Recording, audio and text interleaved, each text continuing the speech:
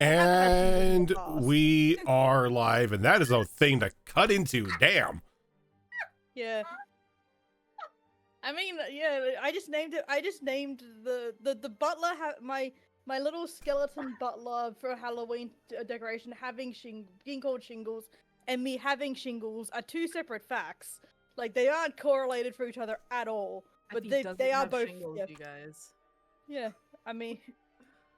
Okay. I mean, but the side note, shingles is no joke. Fucking like, I had it right on my spine. I feel like it's right on your nerves and it fucking hurts. Like that's the worst pain I've ever been in. Yeah, we have people come through my clinic sometimes with that, and it's not fun to manage.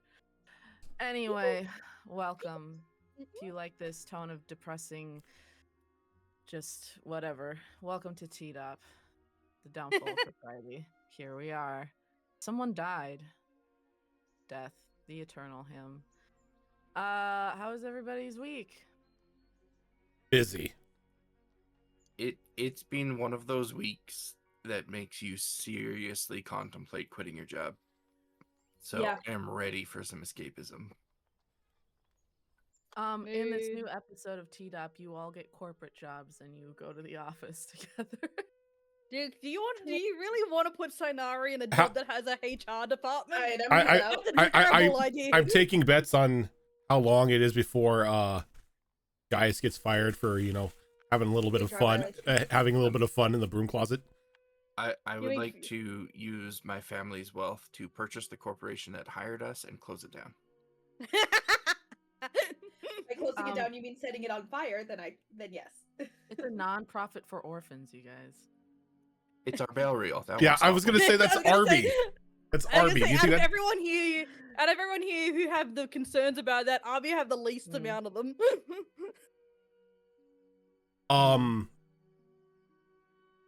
If the orphans didn't want to be didn't want to have their thing burnt down, they shouldn't have been orphans. Okay, exactly. So one second here, everyone. Rosa, you're saying everybody is low? Yeah, that's what she said. No, but everyone else is low. So I said, okay, somebody talk. But everyone else is low. So I said, okay, somebody talk. Hello. Can you hear me? Everyone else is low. So I said, okay, somebody talk. Okay, we can't talk much how I am. Okay, yes. You are low.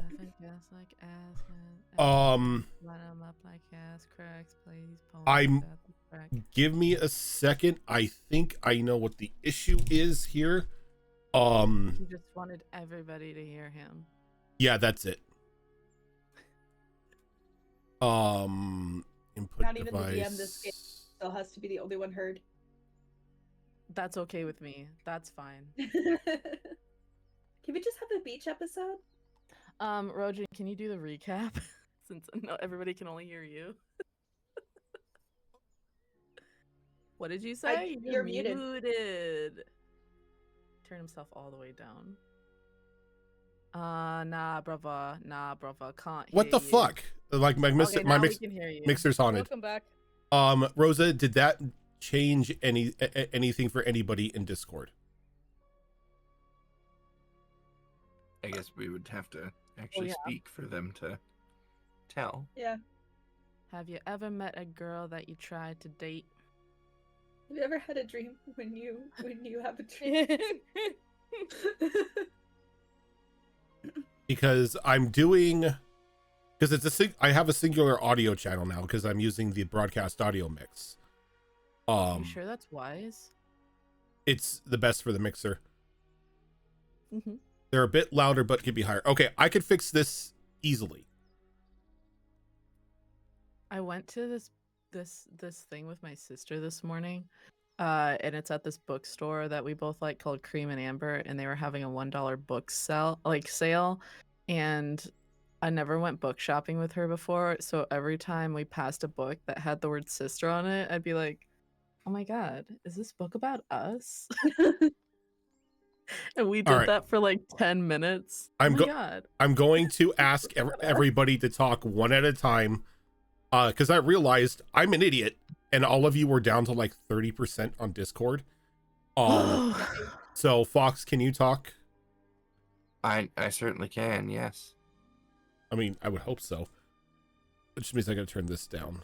On Some days I don't feel like it, but I do it anyway. all right, and then Rosa said, Malls is good. Cass, I'm talking. Hi. Hello. Have you guys seen the fucking whole Justin Timberlake nonsense with his performing and not actually singing? I don't like to think about him, that he still exists. damn. Yeah. Yeah. Cass is good. And Effie, can you do your thing? Yeah, Moles, one of the books that you said that to your sister about, I hope it wasn't My Sister's Keeper, because that'd be fucking awkward. It wasn't, but that's a great idea. I literally walked past Little Women. I'm like, oh my god, is this book about us? Oh my god. I mean, would have been, and that would have been even funnier if your sister happened to be like 6 foot tall. No, she's short. I'm taller than her. All right, I'll turn Effie up a little bit more. How tall are you, Malls? I'm 6'2". Yeah, Damn. we're the same height. Mm. I could honestly say that's a lie.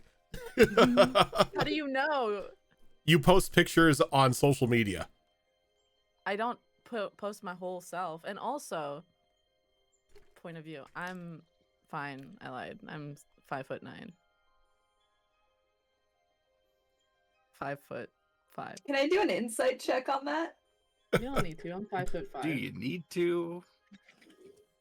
I mean, I'd like to. I mean, yeah, fair. Oh, thanks for the reminder to get my dice out. Look, Oh, yeah. look, Cass. Not everybody is going to be as short as you are. 4'9"? Is that what you said? No, I am 5'2". Oh, according to my doctor, I'm 5'2" and a little bit. Okay. Yeah, that is doesn't actually sound Cassie? like a real doctor. Cassie. I was being, yeah. Can you go into your settings and make sure that your microphone is being grabbed and not your webcam for your mic? Oh, Yes. that's a good point. That's a good point. Oh yeah. Yes, it is. Because I was just getting a little bit of reverb from you, so I was making sure. It's definitely my my Discord one is my actual USB mic. I should check that too. Speaking of dice, Corey got me these. Ooh, those are pretty. I Where should the probably heck get my dice tray too. Oh my god, I'm so fucking stupid. So, yeah, I got dice from Kraken, and I ordered these. I Ooh, don't I know saw that. if you can see what's inside of it, but there's a little Do red. your little beauty influencer thing. There's a little That red. just made it worse. There's a little red spider in here. So I got red spider dice, and then I got mystery packs from them, and then I got blue spiders as well. Mine has an eyeball, but you can't see it because it's always facing north. So Just imagine I it. dropped one of my dice. if I ever play as a player in Daggerheart, the red and the blue spiders are going to be my fear and hope dice. If you ever do a what in what? If I'm ever a player in a Daggerheart game, the spiders are we probably won't. What am I saying? I'm the forever DM. Cotton socks. I'm the forever DM. Yeah. I'm not in a good cam day today, but like my dice is has little crow skulls in them because my last character that I played before this was a Kenku. And it's the only time I've ever played D&D where I haven't been a tiefling. The dice that I posted in the dice horde where I'm like heavy breathing, Dan said he'll get me those for my birthday. Nice. Oh, you let Dan buy you a birthday present? Yeah, idiot. You already give me so much with your love. Dumbass. Let's get the Motherfucker, let me play. show on the road. Yep, we're good. So you can do the recap. Welcome. We're back. You didn't think we'd make it this far, but we did. Last time on T-Dop, there's a funeral. We really got to look inwards on ourselves about like our viewpoints on death and life everlasting, love, etc. And there was a super cute moment, as per usual, with our Belriel and Avros. I'm shipping those two like this. Gaia's had a super interesting conversation with his brother Gaspard. I like Gaspard a lot. Good job, Rojan. About some strange happenings out in the ocean, and it's dangerous out there. If I had to pick between space and the ocean, I'd pick space every time. And then Sonari did a little bit of snooping and came across Yadira and a surprise guest whose name is Rena, and it turns out to be Lord Rasmus's estranged sister, who came from the woods to pay her respects to her brother and transport his body into the forest for a burial. And it turns out, as Sonari was snooping around a little bit, which she's really good at that, found out that plot twist, secret lesbians, my favorite my favorite trope. I love secret lesbians so much. And that's literally where we left off. So you're outside that door, your asshole sweating because they're about to come outside and probably see you. What do you want to do? If they're actually like about to leave, Nah, I'm just messing with you. Okay. So I'm overhearing all this stuff, and I'm just like, just kind of going, oh my god. And I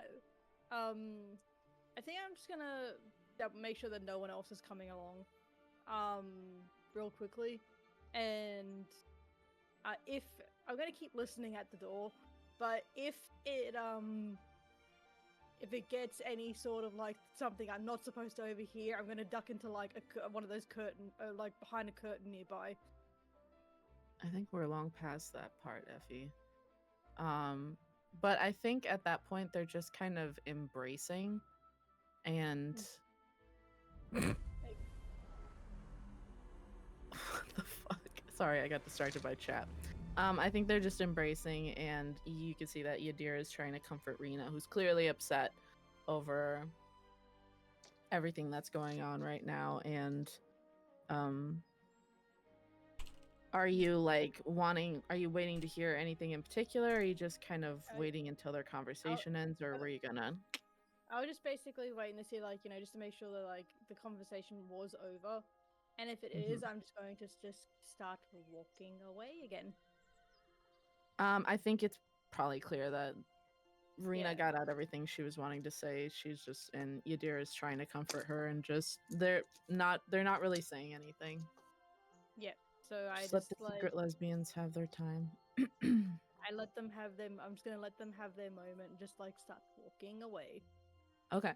Can I get a stealth check? S'il vous plaît.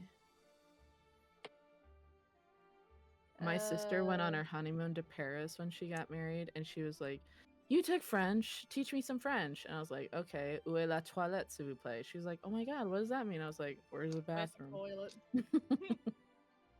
I think you could like infer that from toilette. Toilette. Où est la croissant? Where's the croissant? My stealth is +4, so it's 21. Amazing. I don't think even if someone stood in front of you, they'd ever see you. So you kind of make your way. Where are you going? Are you going anywhere in particular, or are you going back to the party? I can't remember if I don't think I was actually trying to follow. I think I was just trying to find out. I was just trying to find out where people were going and what was happening. I don't think I was specifically following them. I think you just saw them leaving together. And then you got nosy. And I don't mean that derogatorily. I mean that like very admiring. I love when your character gets nosy. that tracks.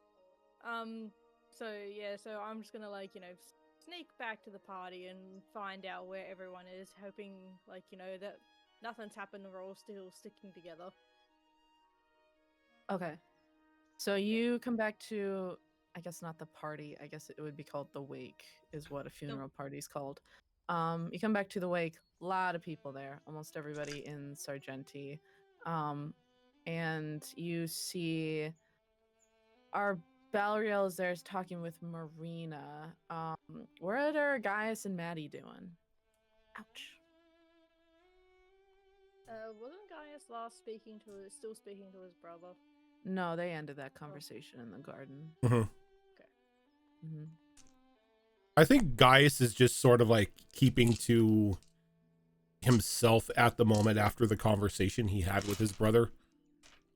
Just kind of trying to run all of that through his mind. Sure. Cool beans. Maddie? I think Maddie is, she doesn't fully like know a lot of the people here because there's a lot of people as well. So I feel like she's just kind of sticking to the sidelines and trying to watch for, anything out of the ordinary.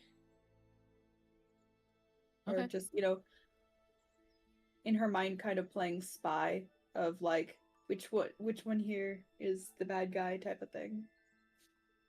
Oh. Yeah, give me an investigation check. Alrighty. It would help if I had my character sheet up too. Or not investigation, do me perception, sorry. I always Okay. get investigation and perception mixed up. Yeah, that's fair.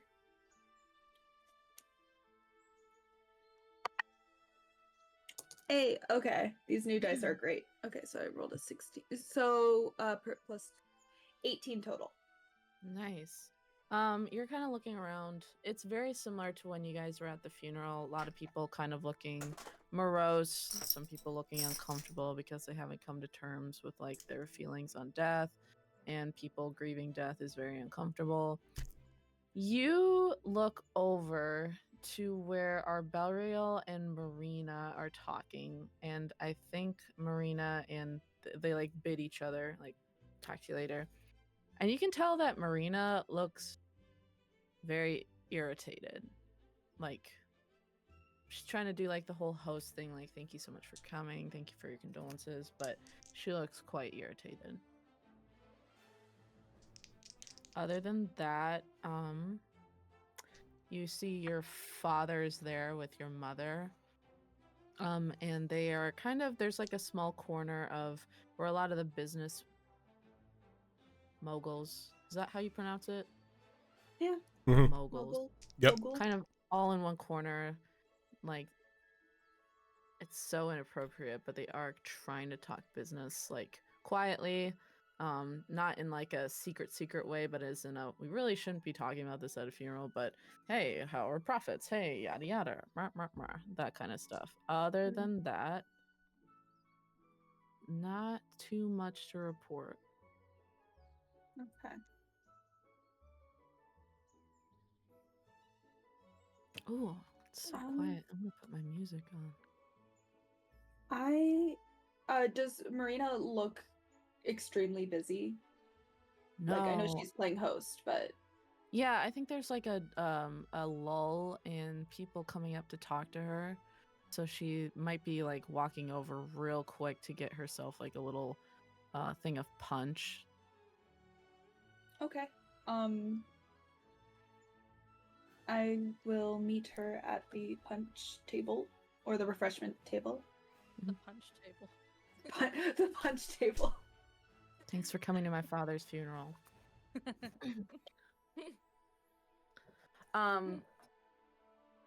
You approach her. Hold on a second. Move you guys all over to this side. And she seems kind of lost in thought as she's pouring her drink, but as you get closer, she looks up and she goes like, "Oh, Maddie, you look so nice. Thanks so much for coming by. I really appreciate it." Thank you. You do too. I like what you did with your hair. Just stumbling over, trying to make conversation. Are you all right? Well, it's just a lot. I never really liked playing host. I was always kind of keep it to my mother. And then Arbeliel just told me that Avros fell asleep in his office, which I can't fault him for that, because that poor man has been working himself through the bone over this whole thing. He But must be I don't. exhausted, yeah. He is quite tired. I think Arbeliel went in there and was trying to get him drunk. And I was like, well, you didn't even have to try very hard because he hasn't eaten or slept very much since yesterday. But if that's how Arbeliel gets him, that's his thing, I guess. That's strange. I'm Did sure you he just say probably that's has strange? maybe. I don't know what I said. That's really funny. It's strange that that's a strange tactic for that. Yeah. Uh, Far be it from me to judge. I mean, And then I don't know where my mother went. I don't know where my grandfather went. So it's just me handling all of this, and I just not having a good. I'm straight up not having a good time. it's.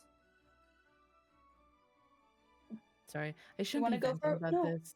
I shouldn't be I venting was- about this at my father's funeral. I'm sorry. It's. You are allowed to have feelings. And I was wondering if you wanted to go for a quick walk because it seemed that you could use a little bit of an escape. Just Give me a persuasion check. hell yeah. Okay. Because again, she's the only one here at the moment. 21. Jesus Christ. I have a +6 in persuasion. She goes, I don't know. I mean, I am the only one here. I understand. I didn't realize that You know what? the other Screw it. Because my dad died. And why am I here fielding all these people? Why are we even having a party? I'm really bummed out. Yeah, let's go for a walk. Someone else can handle this. Yeah.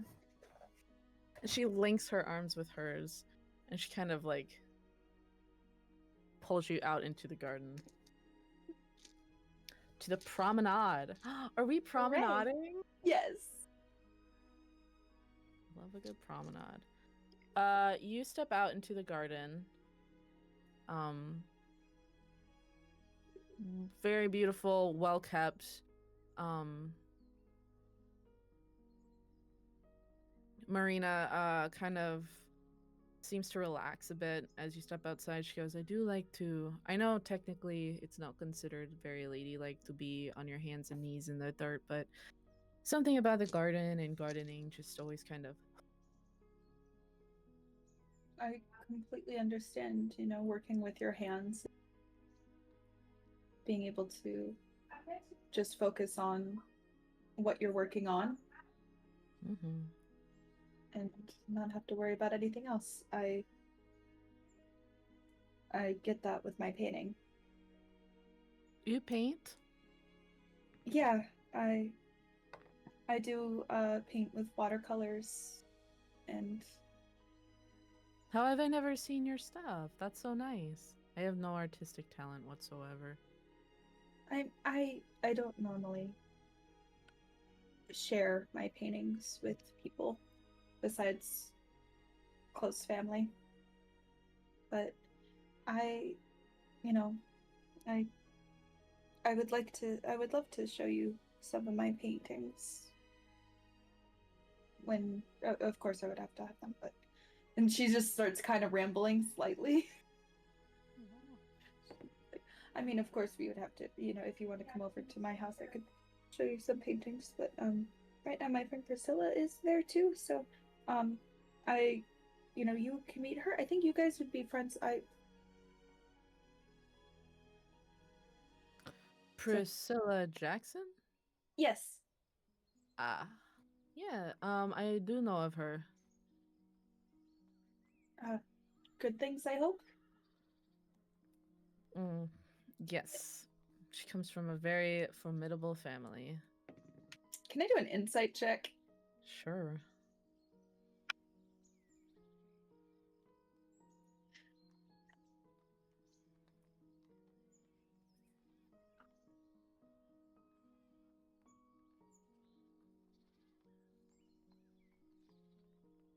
$16. Um, you can sense a little bit of, I guess, wariness in Marina's voice. She is trying to be polite because she realizes this is probably a good friend of yours, but you might get the sense that it's not really anything to do with Priscilla's per se, but more so maybe The family. her family or people she's maybe associated with. Ah.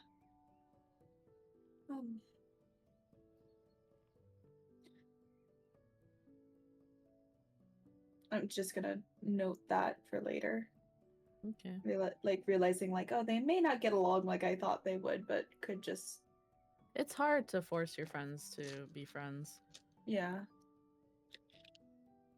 So,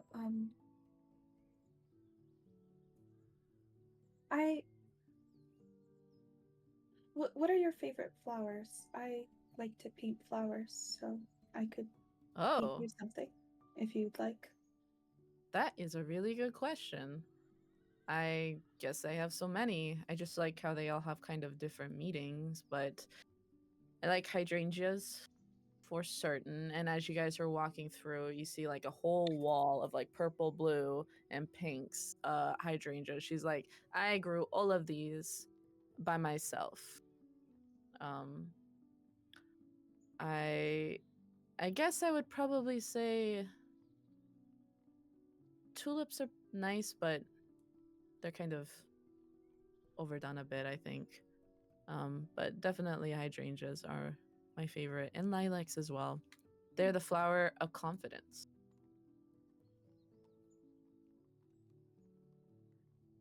I will absolutely love to paint some hydrangeas and lilacs for you. She goes, "Oh, I was wanting to talk with you. I understand that you're going to be enrolling at the academy, or is that kind of premature?" No, I am enrolling in the academy. Um, I I I'm trying to think back to what she said. It's like I think it's just simple enrollment, but it probably okay. won't happen until the next school year because Yeah. we're wrapping up. Yeah. Yes, the next school year I'm going to be enrolling a bit and expanding on my magic. I think that's most impressive. I know that Headmistress Holt did mention to me about that, and I was so excited. Are your parents okay with that? Yes, they were surprised, but they don't they didn't have any problems with it. You know, they're happy that I'm expanding my education in some way at least, so I think that's important. So it's good that you have supportive parents because not clearly every parent thinks that is proper for their daughters. But times change. yes. And I I always got pretty good grades in school, so I don't think that they would have much of a problem with me wanting to continue that. I'm still kind of trying to figure out what I want to do with everything. So I figured that I might as well get more knowledge on something that I'm kind of interested in. And something not kind of interested in, but something I'm interested in. She goes, if you don't mind me asking, what can you do magic-wise? Just minor things like illusions, prestidigitation. I can unlock doors. Ooh, That's. better watch out for you. Do you have a lot of locked doors? Yeah. Have you seen this house? It's Yeah. huge. Yeah. Well, and I can also I also learned comprehend languages. I Ooh. figured that would be one of the most useful. I think so too. I hope if you come to the academy that you end up in Headmistress Holt's class. A lot of people think that her curriculum centers solely around necromancy, but it's just not so. She teaches so many different things. I will say, I mean, it kind of doesn't sound true coming from me because I studied under her and then I did veer towards necromancy, but I promise she teaches all curriculums. I'm sure she's an excellent teacher, and I mean necromancy. It is very interesting. Oh yes, I've never really been troubled by death. It's nothing to be afraid of. But she kind of made me have more of appreciation for just life in general when you study necromancy. It's important to know your place in the world and where you go about it. As you guys are talking, you're kind of veering towards the back of the garden, which kind of bleeds very naturally towards like sort of a wide open field before you hit the forest line.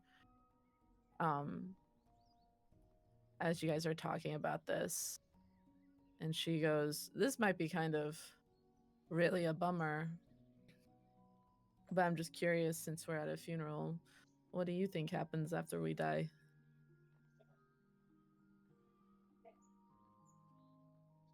Maddie kind of looks off into the forest while she's thinking.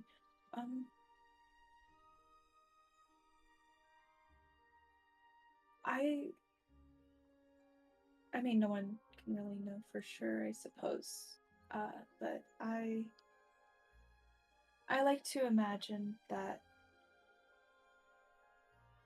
either we in full are reincarnated or parts of us. When my grandmother died, when my grandmother was alive, she was always fond of hummingbirds. And now, anytime that I find myself missing her or in a difficult spot, I always see a hummingbird. And I know that she's looking after me. I think that's lovely.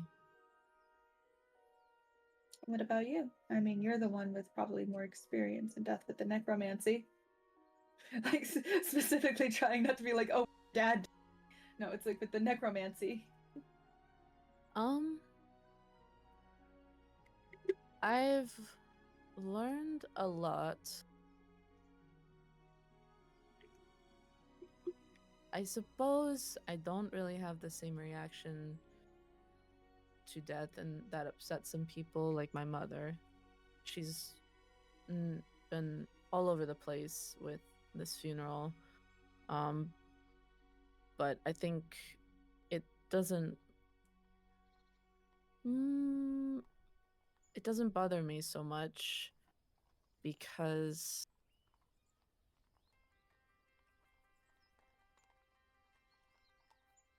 it's hard to say. We kind of are a part of a dance that is just going to keep going, so there's no point in raging against it.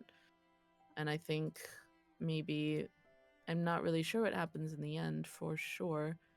There's a lot of different stories, but I suppose if you're religious, you probably think that the Lady Laridia takes you into her arms when you die. Others think you probably go into the soil and be the food of the animals that you once hunted, etc., etc. It's a lot. Maybe it's like a myth where a lot of different stories have a similar origin and we're all just reading the same story. But give me a perception check real quick.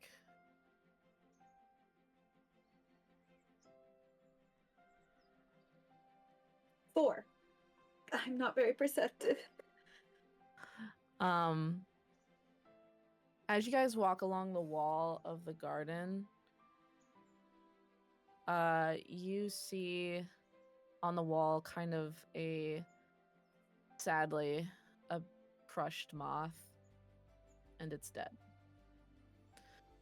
But as she kind of approaches it, she kind of waves her hand over it, almost very lovingly, and you doesn't do anything to the physical body of the moth, but you see sort of in like a very sleepy sort of green, this sort of ghostly figure of the moth arise from it, and it kind of flies a little bit around her finger in almost like a playful way before heading out into the forest.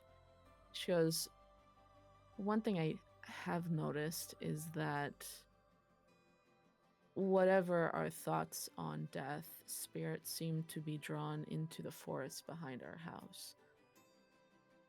There's nothing wrong with that. There's a lot of wildlife in there, but it's always interested me as I've spent many summers in there as a child. So maybe there's an eternal resting place, I don't know, or people are just drawn to nature when they end. But it's a lot to consider. I like to consider more about it, so I'm taking extra studies under Headmistress Holt. And I think at this point, you guys are probably heading back towards the house.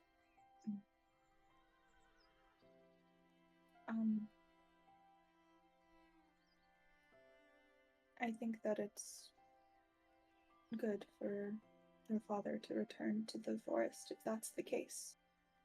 There's something nice about having somewhere to go and kind of returning back to nature. Normally I would agree. My family and I are a bit surprised as it seems to have been a last minute addition to his will to be buried there. Prior to that, he was supposed to be in the crypts below our house, where we bury all of our ancestors, but I guess he didn't want to do that. It could possibly have something to do with my aunt who made an appearance, which I was very surprised by. But at least this way, it's like what you said. He'll be back with nature in the forest he tried to protect.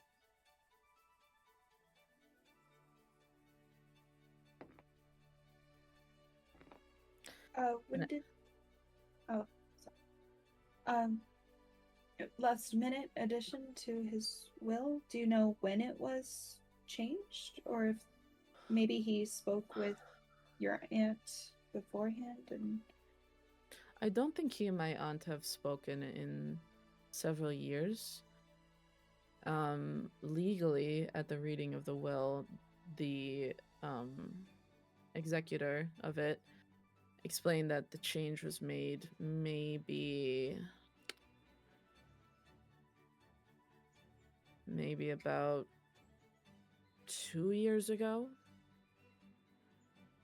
I say last minute, but when you've had a will for so long, any changes to it, yeah.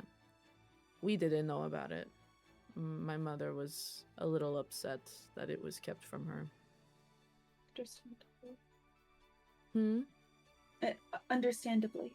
Mm-hmm. Something like that changes, I'm sure that you would want to know, she would want to know about it. But yeah. Hopefully while it is a last minute change, hopefully it is a change for the best. I hope so. It's also well protected in there, since you know the rule. You can't go in there and take anything, so hopefully his body won't be disturbed. It's just a bit sad, I suppose.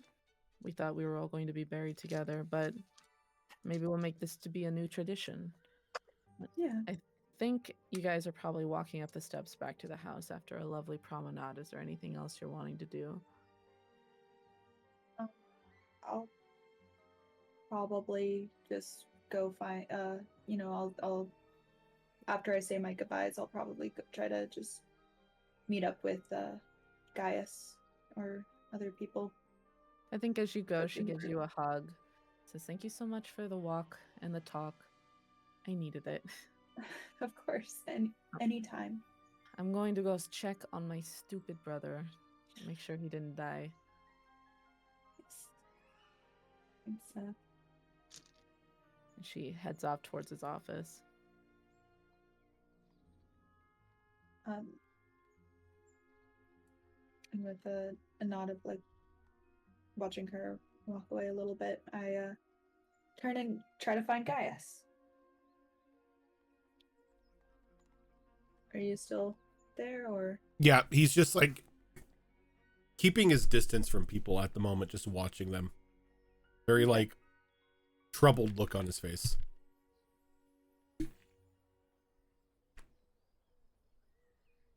So I see you and I walk up.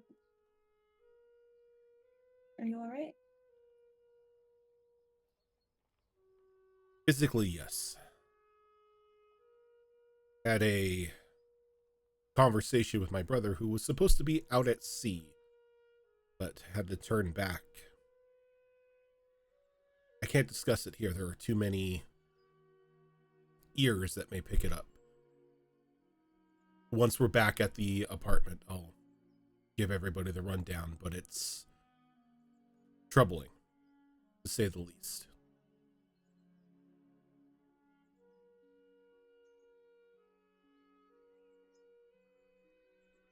So, and I kind of like whisper a little bit of this. Also, I can't remember her brother's name. The one that got drunk. Can't remember his name again. What was his name again? It's Avros. Avros, thank you. You mean the future Mr. Arbarial? Right. So apparently, our Belriel is not quite as stuck up as he seems. He was partying with Avros. Got him so drunk.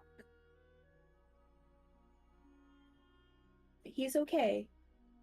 His sister just went to go check on him. But like,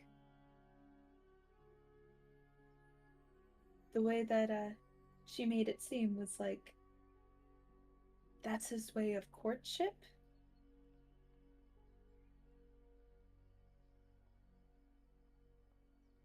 He sort of tilts his head. It's a rather elementary way of courtship. Also, I mean, I myself don't agree with drinking and courtship. Many mistakes can happen with that, but if it works, I guess. It's about time the two of them actually sat down and talked. The tension between them was just you could feel it in infuriating to say the least. I think it's sweet. And you can't really do much to It's like reading a book where you already know the outcome, but the author leads you on for another 12 chapters before the big reveal. And you called it chapter 1. That's just because you're an author. I'm sure for some people They were it's a nice twist. they are very obvious. Except to each other. It's usually how it goes.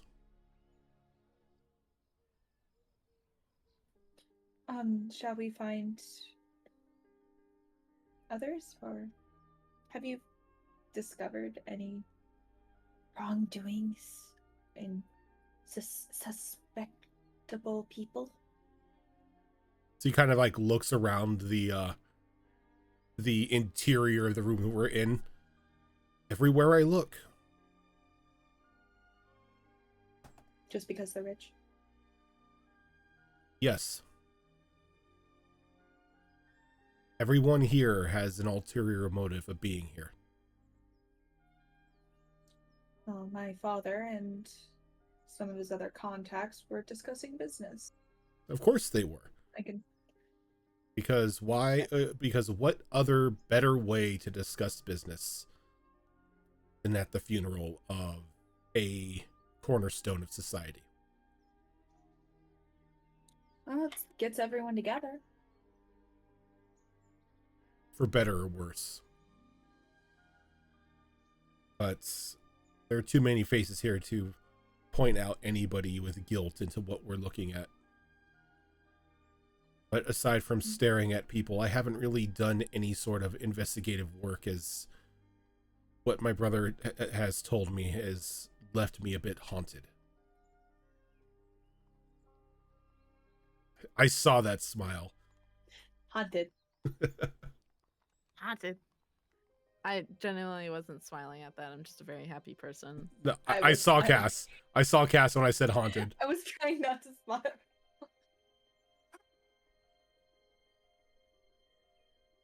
Would this I'm be an sure- appropriate time for me while, like, he's just like, I'm still feeling so haunted, and then pause, Yes. and I just come and going, guys, I found lesbians! Yes.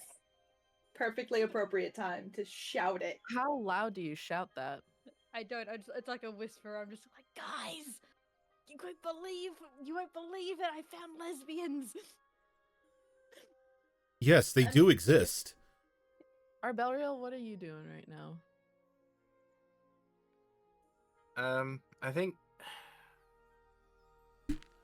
he's just going to kind of separate himself from the crowd a little bit. Not like going anywhere private, just like being a wallflower for a moment, and just having a drink from the punch table. And just thinking about everything and keeping an eye on everyone. And after a good like 10-15 minutes, he'll track down Gaius and join the group. I think probably by this time you meet up with them just as Sonari goes, guys, I've discovered lesbians. I will Oh, give no. you points for the attempt. I'm gonna go see Nosferatu. Shut the fuck up.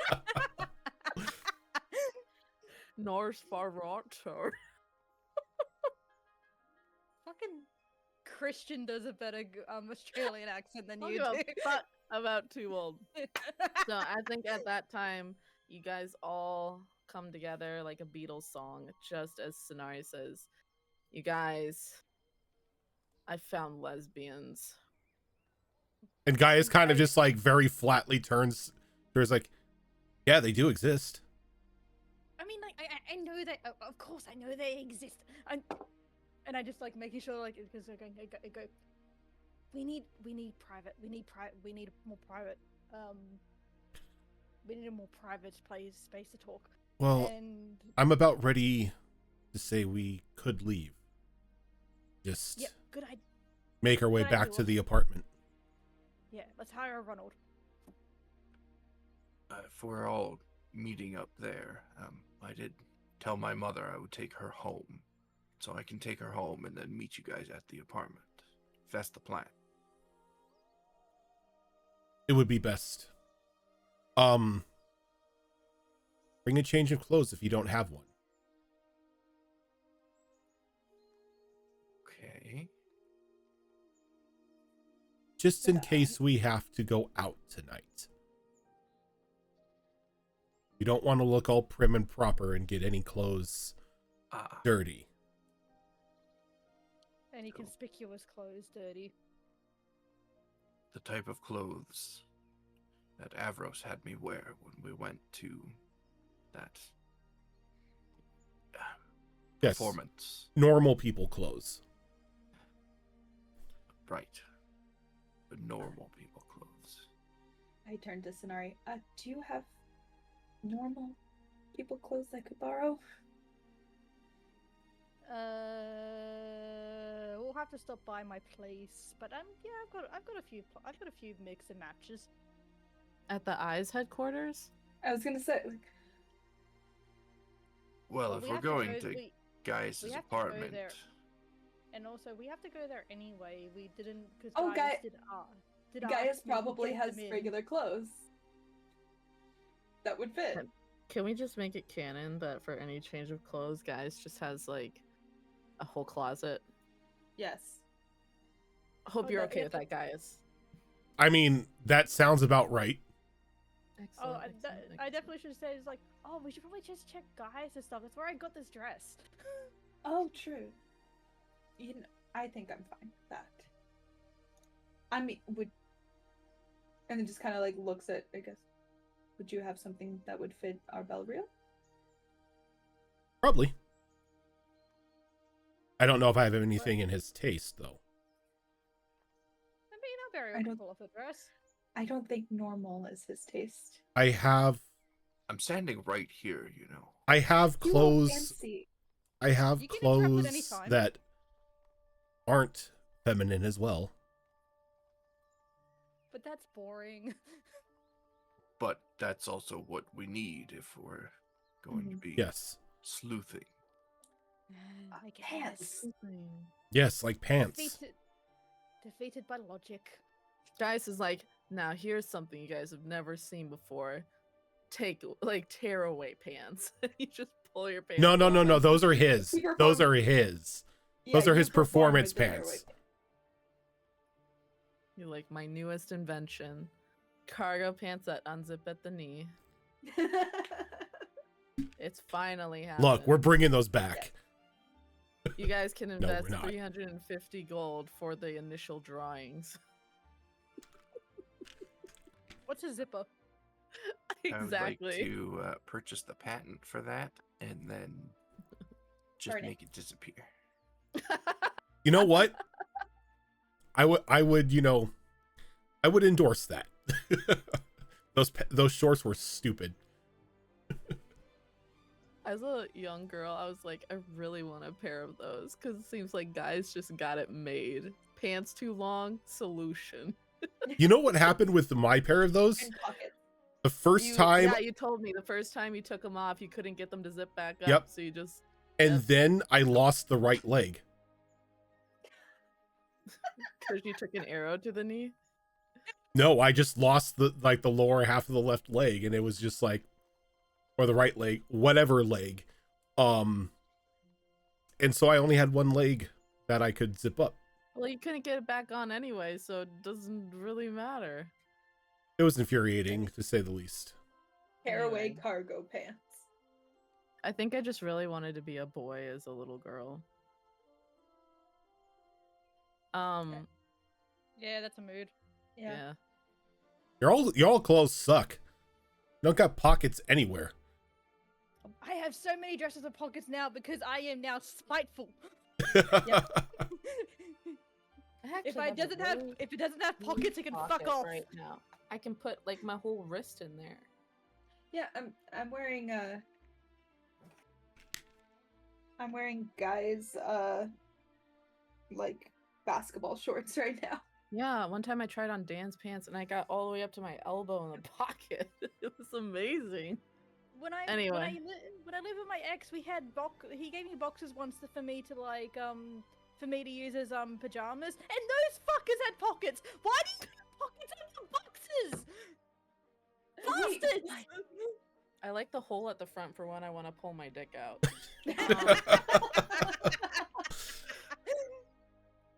Okay, Convenient. so convenient. All of this My because we were dick needs a little fresh air. talking about Gaius' secret closet. He Okay. absolutely has all of those options, Yeah. including the. So you guys all come to the conclusion that wow, Gaius has everything you could ever need fashion-wise in his closet, so whatever I need clothes-wise, I'll just find it there. You do have to roll an Effie patented appropriateness roll and hit a high enough DC, but other than that, it's pretty easy to find something in there. So was there something you were wanting to talk to your mother about, Arbelriel? Yeah, there was. Okay. Well, no problem. I think the three of you split maybe and head to Gaius's house. You flag down a McDonald's unless you're wanting to do anything else. Okay. You head out to the front of the estate and you flag down a McDonald's. One shows up at the end of the driveway, which kind of leads to the main road. And he pulls up. Kind of a bit of a younger McDonald than what you're used to. He goes, "Hello, I'm Tonald. Where are we going today?" And Gaius gives him the address to his apartment. Okay. And they take off. This guy's not as chatty, so don't worry about it. My favorite McDonald. Sorry, did you say something, sir? No, I said something. Gaius didn't say anything. Sorry, sir. What was that? If you wish to leave a tip, you can do so at the end.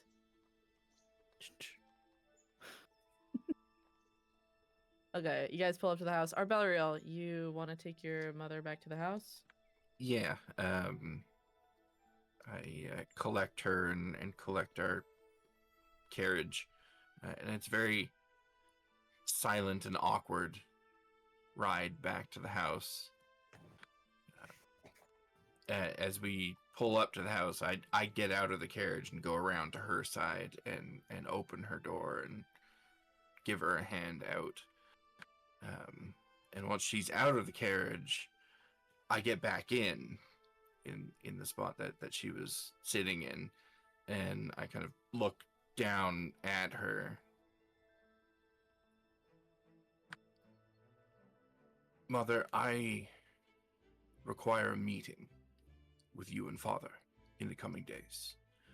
We have to discuss some discrepancies I've found in your record keeping. The Sargeras house is going to be changing the way it conducts business in Sargenty. Your cooperation would be appreciated.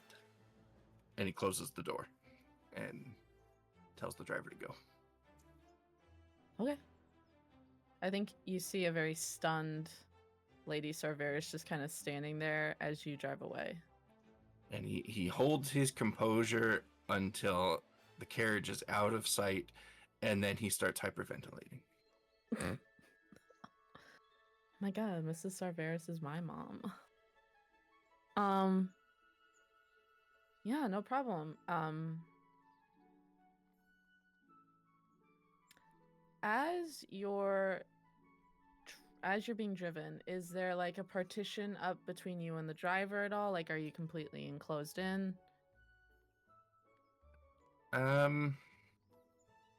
Is this a McDonald or is this our personal carriage? I don't This is remember. your personal carriage.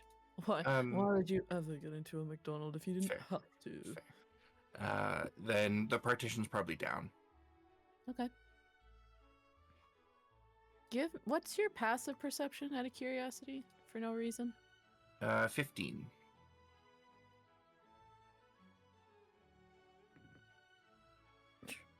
Okay, cool beans.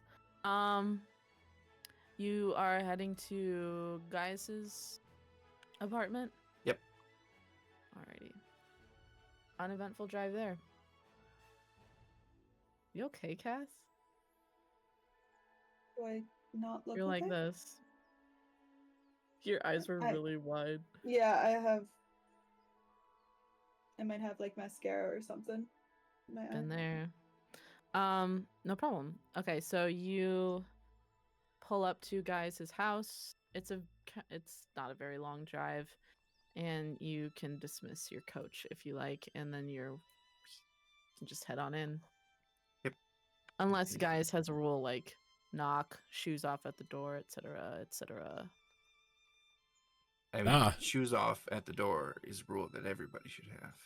If You're not wrong there, love. You're not wrong there. if the door is unlocked, you can just come right on in. And I do.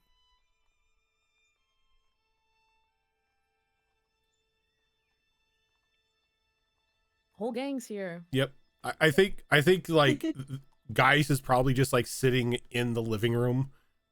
Probably with like a cup of coffee, just waiting, just letting Sonari and Maddie go through the closet to try to figure out what they're gonna wear, what backup clothes that they have, just in case something happens tonight.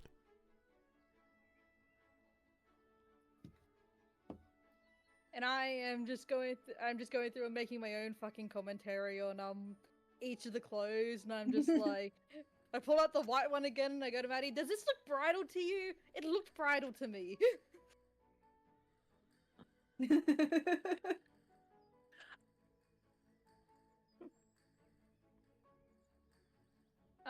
But if our burial turns up, that's probably we'll just come back in like so we can have like serious discussion time. Is that coffee? Do you have anything stronger? What are you looking for in terms of strength? Something to help me relax. I have whiskey. Coffee one. Coffee and whiskey. I've heard stranger mixtures.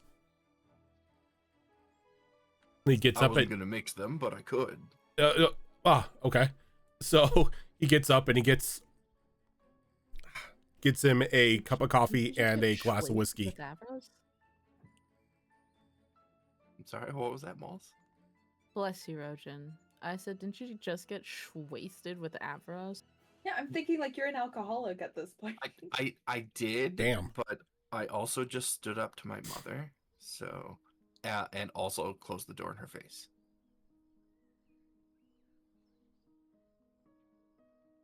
Fair. That'll sober you up. Avros real is like,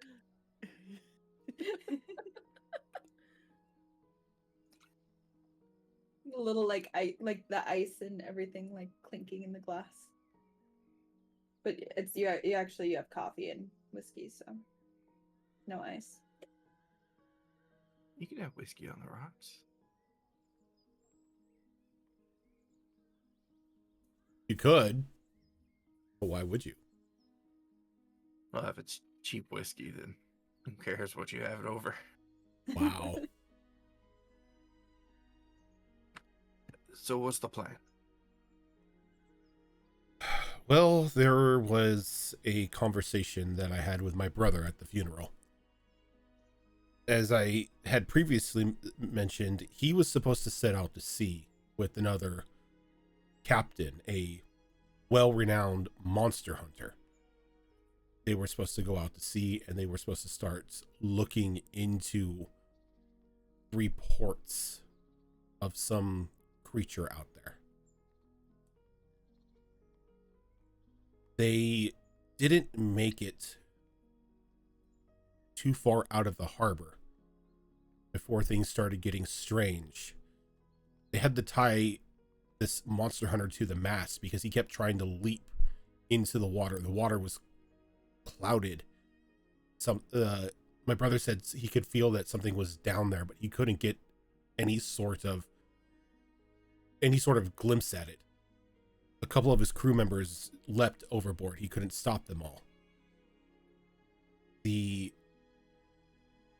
This monster hunter is now being looked after, but it's not looking good for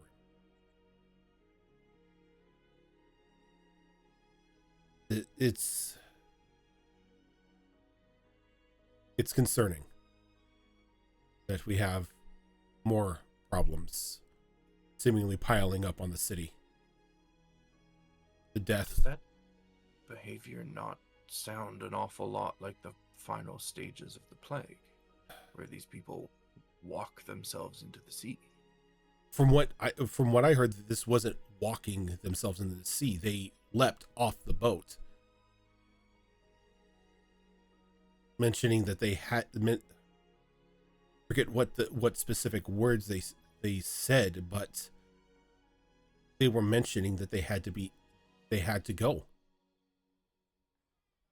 Reminds me of the siren's call. I think we would be fortunate if it was just sirens. But yes, it does sound sort of like the final stages of the plague, where the people just strip their clothes off and wander into the sea.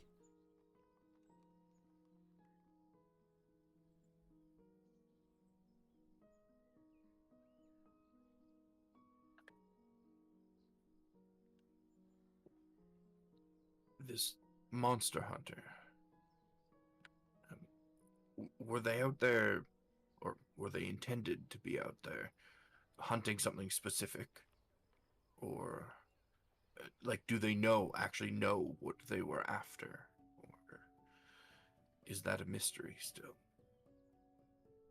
The information I was given, I wasn't told specifically what they were hunting. It was just they needed his expertise. And he came like highly regarded. The man is apparently a legendary monster hunter. And for him to be done in so quickly is even more concerning. Because if somebody that has experience with these things and would possibly have already prepared for an encounter succumbs that easily, what chance do normal sailors have?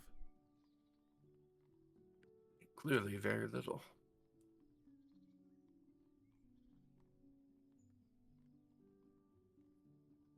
So now not only do we have the murder and somebody using people as tools, promising them a cure for the plague that is running rampant through the city, we now have something in the waters close off of the shore that can seemingly turn a seasoned sailor into a madman who just leaps to their death.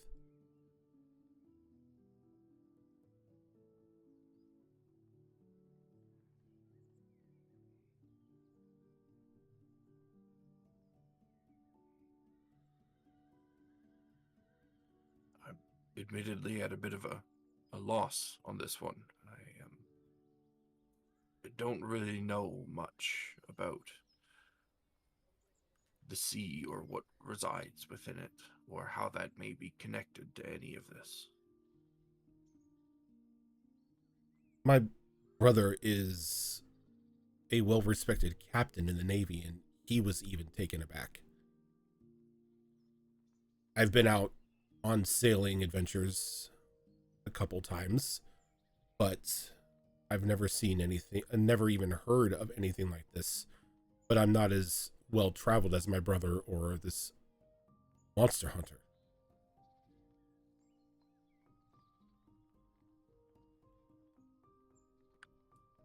Short of going to the academy to study sea monsters in their libraries, I'm not sure what our next move is.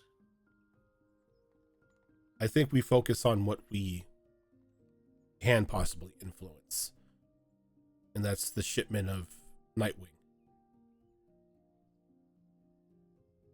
Yes, it is troublesome.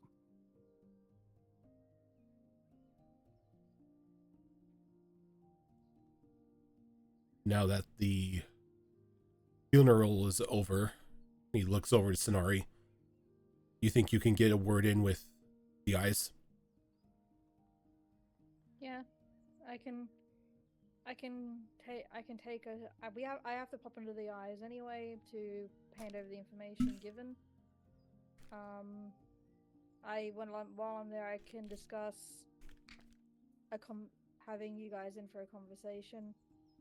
but beware, be warned that if I am taking you guys in, you're gonna be blindfolded and everything. I mean, I figured that I would have to go to present information anyway. It is probably best that you come along. I just don't want them to be suddenly jumped up in paranoia and everything if I bring a second person for no reason. Yeah. I mean a third. If Arby's going to be sending along Dane anyway, because he has been, you two can listen in while we go.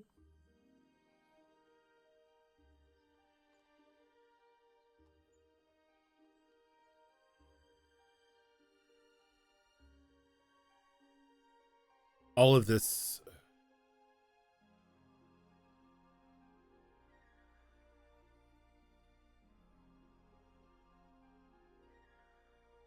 I don't know. I'm feel my mind being pulled in multiple directions now. Concerns over this murder, over the plague, and now over what's out at sea.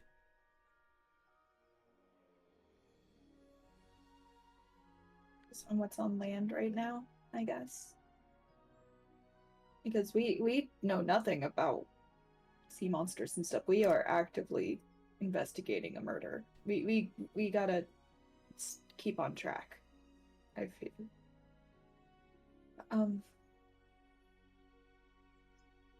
Apparently Lord Partington about 2 years ago changed his will from being buried underneath the Partington estate with their ancestors to being returned to the forest, to being buried at the forest.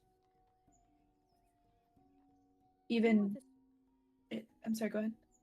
I'm sorry, just what's so great about this forest? Why is everyone going to go to the forest? What is with this forest? It's something like, I was speaking with, I'm sorry, I swear I'm gonna write notes now. What's her name that I was speaking with? Marina? Marina. For some reason, my brain kept calling her Yadira, and I knew that was not the case. But I was speaking with Marina, and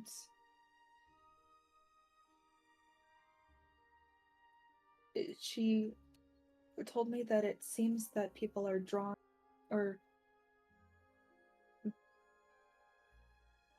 the spirits are drawn to the forest, and the forest is haunted, and there's just a lot of spirits in the forest. And she even showed me an example.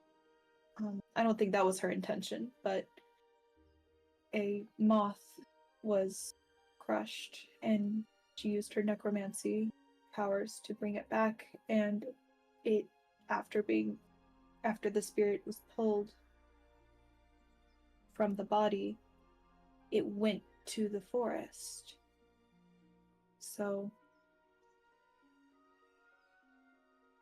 something or someone in the forest might be calling to people. Wait, so Lord Partington's body has been taken to the forest where spirits like to hang out. Is it possible that Lord Partington's spirit is now just hanging out in this forest? That's what I kind of assume. I mean, if a spirit that we could talk to, who might have answers on what, unlike he's not going to be able to answer who killed him. We know specifically who killed him, but he might know, like, you know, who would have had the motive to hire someone to kill him. You might know more information about it. So are we visiting the forest tonight? Well, I wouldn't go to the forest first. I think that the best, we already decided, we still shaking the papers, like, that we got from your thing. It's like we've got things from your dad's office that we needed to give the eyes anyway, and we need to investigate this Nightwing. Look, everything is connected to this. The plague is supposedly connected to this. The forest is connected to this. It seems to be all about this Nightwing thing. So we need to figure out, follow the money, follow the paper trail, follow the poison. We figure this stuff out, and it's going to lead to something else. Though how are they making Nightwing resemble a sea creature? Like, or whatever's happening with a sea creature? That's even more confusing, because this thing, they're two separate things. Unless there's something from the sea feeding into the forest. Okay, no, I'm jumping about 15. No, but I have a feeling that the sea creature is more tied to the plague than it is to Nightwing. But I thought the Nightwing was tied to the plague. Possibly. All of these things are connected in some form or another. That much I can tell you.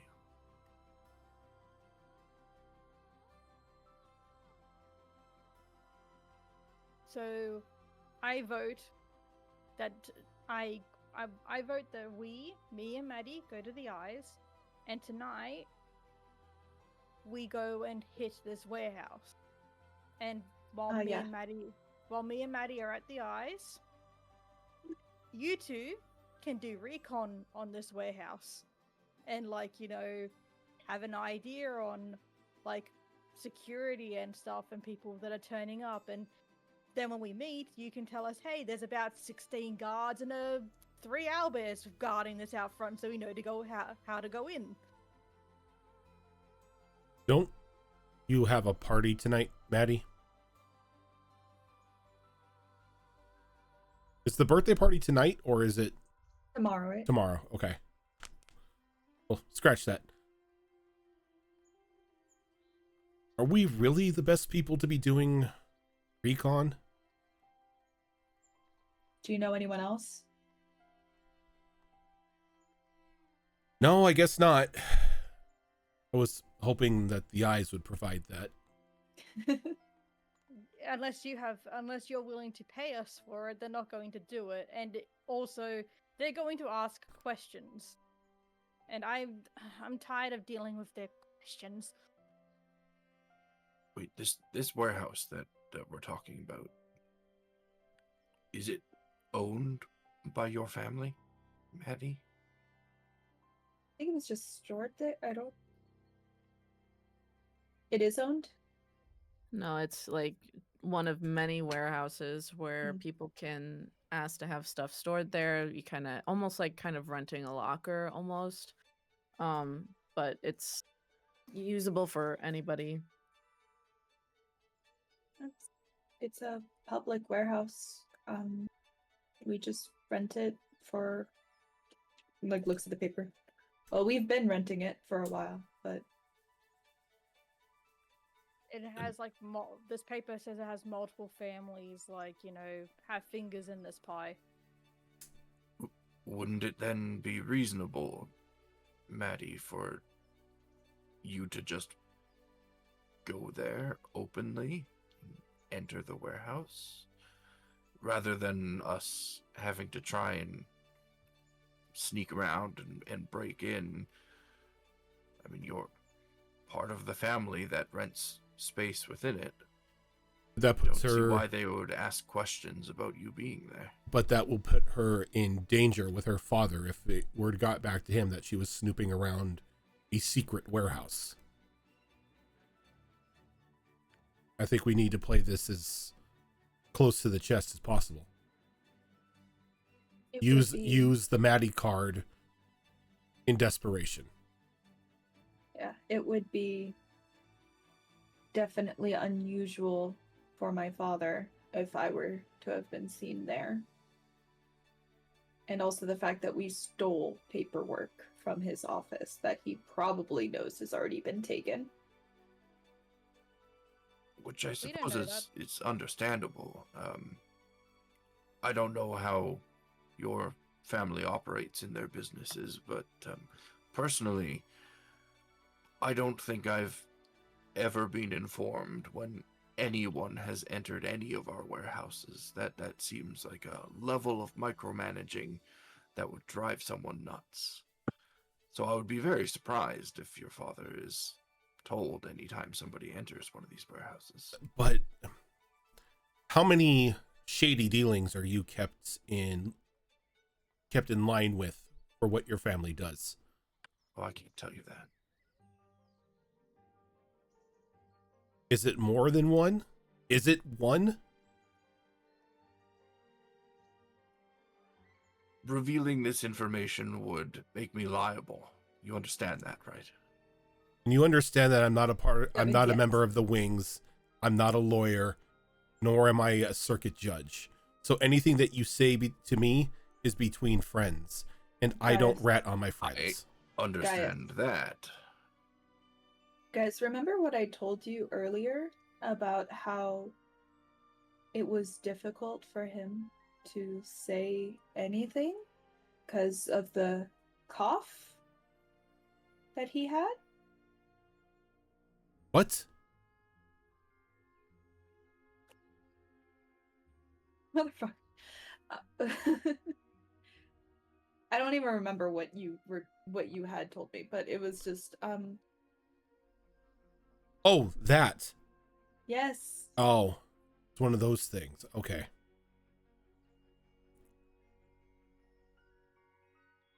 You were overcome with a cough, Arbelriel, and had difficulty explaining some things to me. Was I? Oh yes, cough. That's the C word I'm thinking of in this situation. Well, either way, I don't think it's best to use Maddie as a means to get in and look into whatever we want. Oh, 100%. If she's not been involved before, why the hell would she be involved now? Especially was- without her father, who, I'm gonna be honest, probably has a reputation for women should be seen and not heard. That's a very apt impression. Thank you. I've been practicing. I don't think that my father had any sexism had as much sexism as you assume. However, when it comes to me, I was never interested, or I was never a part of the family business in the first place. So I feel if I were to be seen at the warehouse that I was never told about and am not supposed to know about, it would raise flags. So Understandable.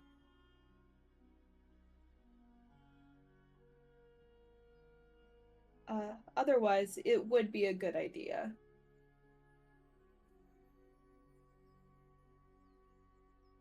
So then I suppose we're left with the option of either doing it the sneaky way, or if it is a public warehouse, as you say, I could just buy some space within. I mean, I could disguise myself. I mean, that's not a bad idea. Buy space within, so we can get smuggled in the cargo, and then when everything is done, we can break out of the boxes like that. Ooh, yes. Or we could just walk in with him. We don't have to stuff ourselves in a box. I'm so sorry. I was kind of spacing out for a bit. You said smuggle in with cargo? No one wants to have a heist anymore. They just want to walk in the door. What is this? It could I'm still just be a that's what you said. it could still be a heist without having to sneak people in. We have a legitimate businessman getting us an access into the front door. Like What? I said, I could disguise myself. That's part of heist. Is disguises. Is anyone gonna believe that I'm gonna hang out with him? Even in my outfit, I don't look the part. No, but they would believe you're hanging out with me. That's true. And they would That's believe true. And that carriage ride was a lot of fun. they would believe that he hired us. Warehouse district can be a little seedy. You need some personal bodyguards. The only hitch with doing it this way, of course, is that we wouldn't be able to get in there tonight, most likely. It would take a day to process the paperwork and such. Can I make guess a little addition to that, Arbariel? Of course. Just to kind of help you out. You would know because your family does stuff like this all the time. If you wanted, you can put in an application for one, like sign a sheet and send it in, or you could just go in and request to see if there's any open spaces at all that, and you can just apply at the place. Sorry. Oh, okay, You can that do it in definitely person if you want. Makes things easier. Scratch that. We could go there tonight. Okay, that sounds. If you want to go off and do that, while you go off and arrange that while me and Maddie are at the eyes, and then we can come back later to go in together and drop off cargo. Walk in the door. That can be arranged. So, plan? Everyone happy with this plan? Sorry, Dan was being so nice and bringing me food. What's your plan? So, Sanari and Maddie will go to the eyes to deal with the situation there and get Maddie off the hook and everything. While Gaius and Arbariel will go to the warehouse to book out, see if there's a space available and book it out so that we can come back later to drop off cargo all together as a group. Are you going to see if there's a space available and you're going to kind of snoop around while you're there, or gonna go back for an actual heist? Well, that's the thing. How long do you suppose you'll be having this meeting with the eyes?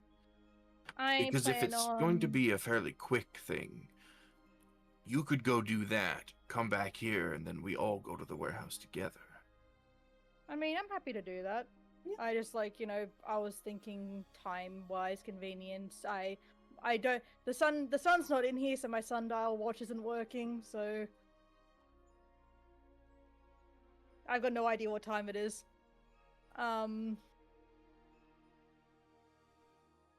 Funeral's at 10. I'd say you're probably there about 2 hours. Probably around noon 30. Okay. All right. So but we don't intend to be there for long. We're just gonna pop in, give them what they want, make them promise to leave her alone. We'll make some inquiries, and then we're gonna bugger off. Probably about an hour. We're not going to tell them about the warehouse, like heist tonight. We're just going to say like, "Hey, we're handling it." If I tell them, I have to get permission, and it's easier just to get it done. Ask for what's the thing? Ask forgiveness and permission, or some crap like that. It works for me like 80% of the time. Beg forgiveness and ask permission, which we've all agreed is a terrible rule. I'm pretty sure we've said that several times on this channel. Yep. Well, I'm new here, so I claim ignorance. Everyone gets to say it once. So I'm just like, it works for me 80% of the time, and we don't have time for fucking bureaucracy. Okay. Paperwork. 60% of the time, it works 100% of the time. That's exactly what I was thinking about as I said it. Yeah, I know, man. All right. So Maddie, get yourself into the appropriate clothes we've chosen, and then we can get going. Not the bridal gown. Do I have to roll for appropriateness? Absolutely, you have to fucking roll for appropriateness. What do I roll for appropriateness? Effie, what do you roll for appropriateness? I just rolled a d20. If it was under a 10, it was inappropriate. If it was above a 10, it worked. Are you helping Maddie find something? Because then she could maybe roll with help. Or are you kind of leaving her to her own devices? I think if I helped, it'd be rolling at disadvantage. Oh, that's true. You're so astute, Effie. It's okay. I got a 15, so I'm good. That's great. What'd you pick out? Like some dark pants, and a kind of like a beige sweater type of, like a bit of an oversized beige sweater tunic type of thing. And it's just like very basic, simple thing, and some boots as well. Cool, so we got a plan. Effie and Sonari are going to the Eyes. Arbelriel and Gaius will meet them at the warehouse. Or no? Did I mishear that? I was distracted by chicken. We meeting here, or are we meeting back here at the apartment, or are we meeting at the warehouse? Go ahead. Probably at the apartment, because we don't know which warehouse it is. That's a good point. We don't. We'll meet you at the warehouse is fairly ambiguous when we don't know which one it is. So I think we wait here better. and then I'm holding the piece of paper and I'm just going, this one. We'll meet you at the warehouse. Go to a shipyard with like 800 warehouses. Plus, Right, meeting back up at the apartment kind of keeps us all together. So yeah, this is true. Thank you. Okay, this is actually a good stopping point for us to take like a quick break, and I can stuff my face with chicken. Yeah. So yeah. Oh yeah, Fucking chicken. love chicken. Fucking love chicken. Okay, so we will be back shortly. Everybody get up, stretch your legs, eat some chicken, and we'll see you in a little bit. Yep.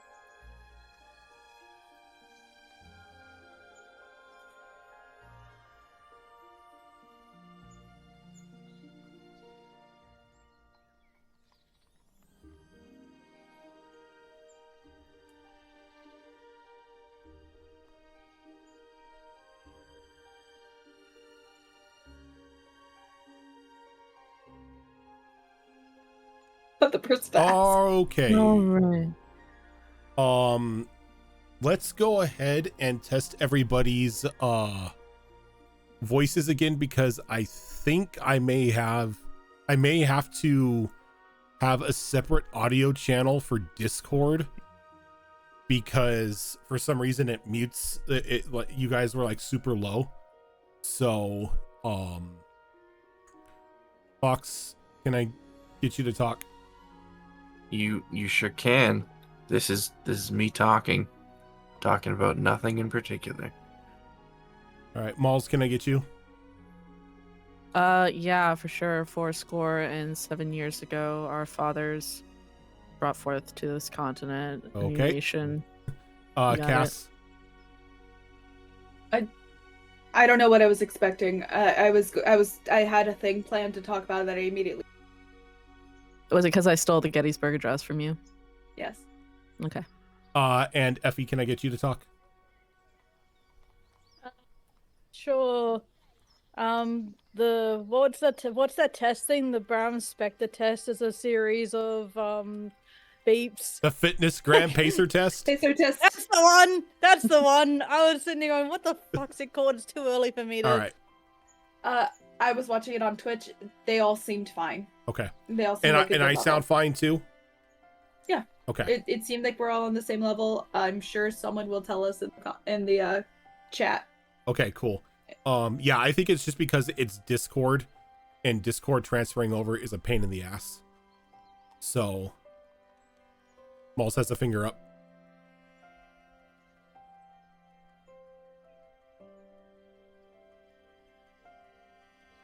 Mucho bettero. I just went and watched too. Okay. You did it! Yay! Maybe. How long you been doing this for?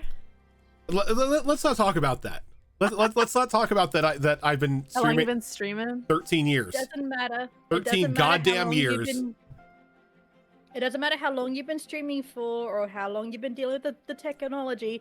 Audio issues are a pain in the ass, and they'll Yeah. always fuck everything up. All it takes is for one thing to update, and everything gets Yep. fucked. And you know what? You usually that thing is? It's Discord. Either Discord or Windows Update. They both Yep. like to fuck everything. I just like to Oh. play it safe. I just always bring my PC straight to Micro Center, even for the tiniest issue. They're like, just turn your volume up.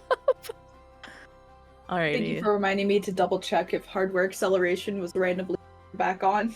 It's not, but You're the person that That's- You're the person that calls up the IT people, and they have to tell you, can you plug it to can you unplug and replug in your computer, so that gives you a chance to realize that you didn't plug it in the first place. Who, me? I resent that. Damn. I'm not that dumb. Damn, Effie over here throwing shade. It's Because my that's- birthday. It's my that's- birthday. It's literally what IT people do. Instead of saying, can you check that you actually plugged it in, because it makes people feel stupid, they go, can you unplug it and replug it in, because then it gives them a chance to realize that it's unplugged and they can play it off. can't believe you've done this. Can't believe you've done this. All right. Alright. I feel like I should have been prepping a little more over break, but I was eating Let's chicken. prep.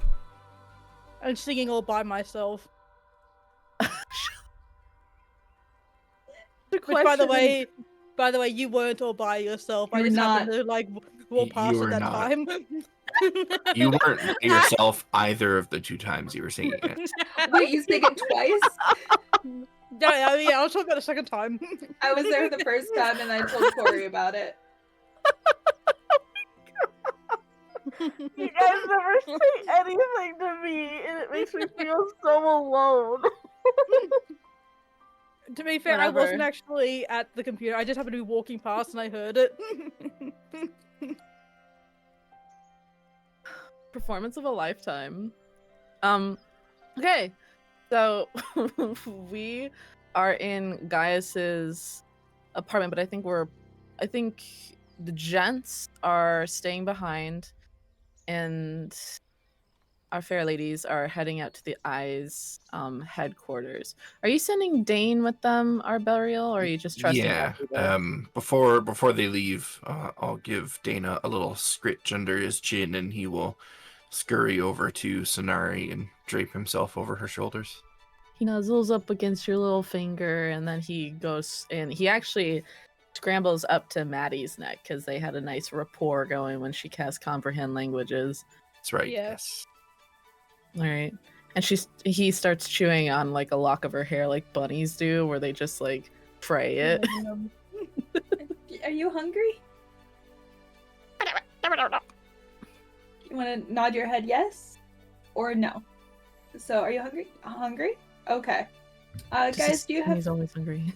Do you have some food for him? Yeah. What do you normally feed Dane?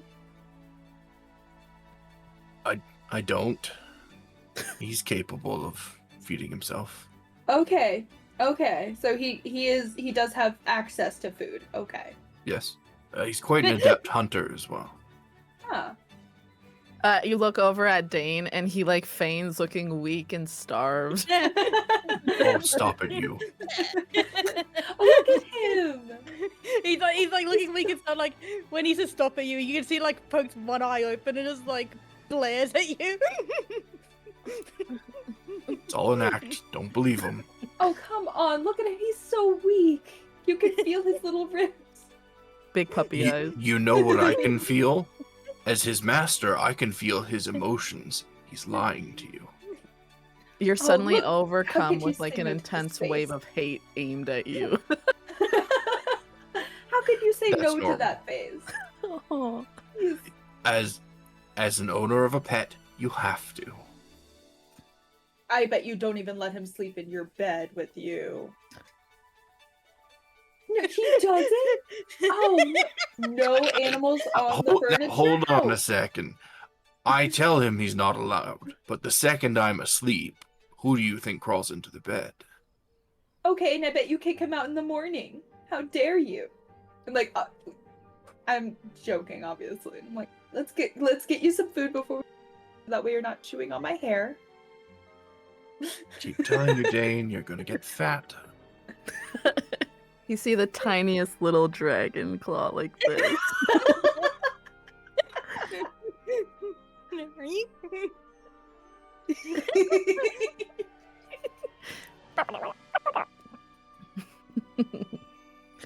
Probably got some leftover bacon from earlier this morning. So he gobbles that up like the fat, cute little dragon he is. If I had a nickel every time I come across a dragon and feed it bacon, I'd have 2 nickels. Yeah, hell yeah, you're rich. Oh yeah. Before we so go, yeah, I'm gonna give turn him to some bacon. yeah. While she's feeding Dane, I turn to Gaius and like, hey, can I borrow another one of those blindfolds? I'm gonna need it. Oh yeah, just they're in the closet. Take your pick. Also, Gotcha. I take a cloak as well, like a that has a hood. Sorry. No problem. Go Hot. through the blindfolds. And I'm just like, oh, I'm not gonna take the silk one. That's too. That's. Yeah. Okay, this one will do. I think that one has stains on it. No, that's Or just makeup. that's just part of the pattern. It's all good. Ah, okay. The paisley. Yeah, it throws it off, but no, nah. Everything here looks too clean for him to just throw in a dirty one. Makes no sense. Anyway. Okay. We are out of here. You bid the gents farewell. You got Dane riding on your shoulder, burping little bacon burps kind of by your face. As you guys head down towards where the Eye's headquarters is. And it's the little shop. Holy shit, I need to pull up my notes, don't I? Excuse me. We had that map. I do. Oh my god, I actually get to do something on the actual. Holy shit. I'm so excited, you guys. Happy to help. Yay. Cool beans. You guys are already there. This is so great. Except you should be down here. I've taken us to the map screen as well. I've taken the liberty of bringing us to the map screen. I don't know why I said it like that, but sorry. All right. So you pull up to Frank and Ferris's foundry of rubbish, and Frank is there. He is Maddie, before we went in, Maddie, I would have blindfolded Maddie around the corner because she still doesn't know which shop it was. Like, because I blindfolded her before we went around the corner last time. Yeah. So, just at the end of the street, that's when I blindfolded her and walked her in. Frank kind of looks up. Howdy. Yep. Is your friend again? Yeah. She a Same. new initiate or something? Something like that. Never mind, I bit- take it back. She doesn't really look like she could hack it. Come on. Second verse, same as the first. Let's go. She's like, All right. I take offense to that, but I'll take the high road. No, hold on, young lady. You know what you gotta say. I can't just let you pass. I don't actually remember what it has to say, but Steinari I like does. your hair. Yeah. You I like your remember hair. that and not the names of Avros and Hold on! Hold on. That Because it is was a joke. that is some true. That's a true ADHD moment. Yeah. Alright, go Sorry, ahead. I'm It looks like this young lady knows more about it than you do. Because when I said I don't know, I meant me, not Steinari. I know. So come on. You gotta say the password. I like your hair. Thanks, it's all my own. Where's the last place you'd want a needle in? In your eye, of course. Exactly. Alright. And then he gets up off his chair, hops off the stool, and moseys on over to that secret hatch and holds it open for you guys. Alright. Okay, same as last time. Maddie, be careful, watch your back step. I help maneuver her to the ladder so she can climb down. Good luck, little lady. Thank you. She says to what she believes the direction of that guy is. He goes back to his desk. As we're climbing down. Does he actually have nice hair? Oh, he doesn't have any. I suppose that works for. No one would just randomly say that. So Yeah, exactly. I think the second password's a bit on the nose, but if you can get the first one, then there's no point in being too subtle the second.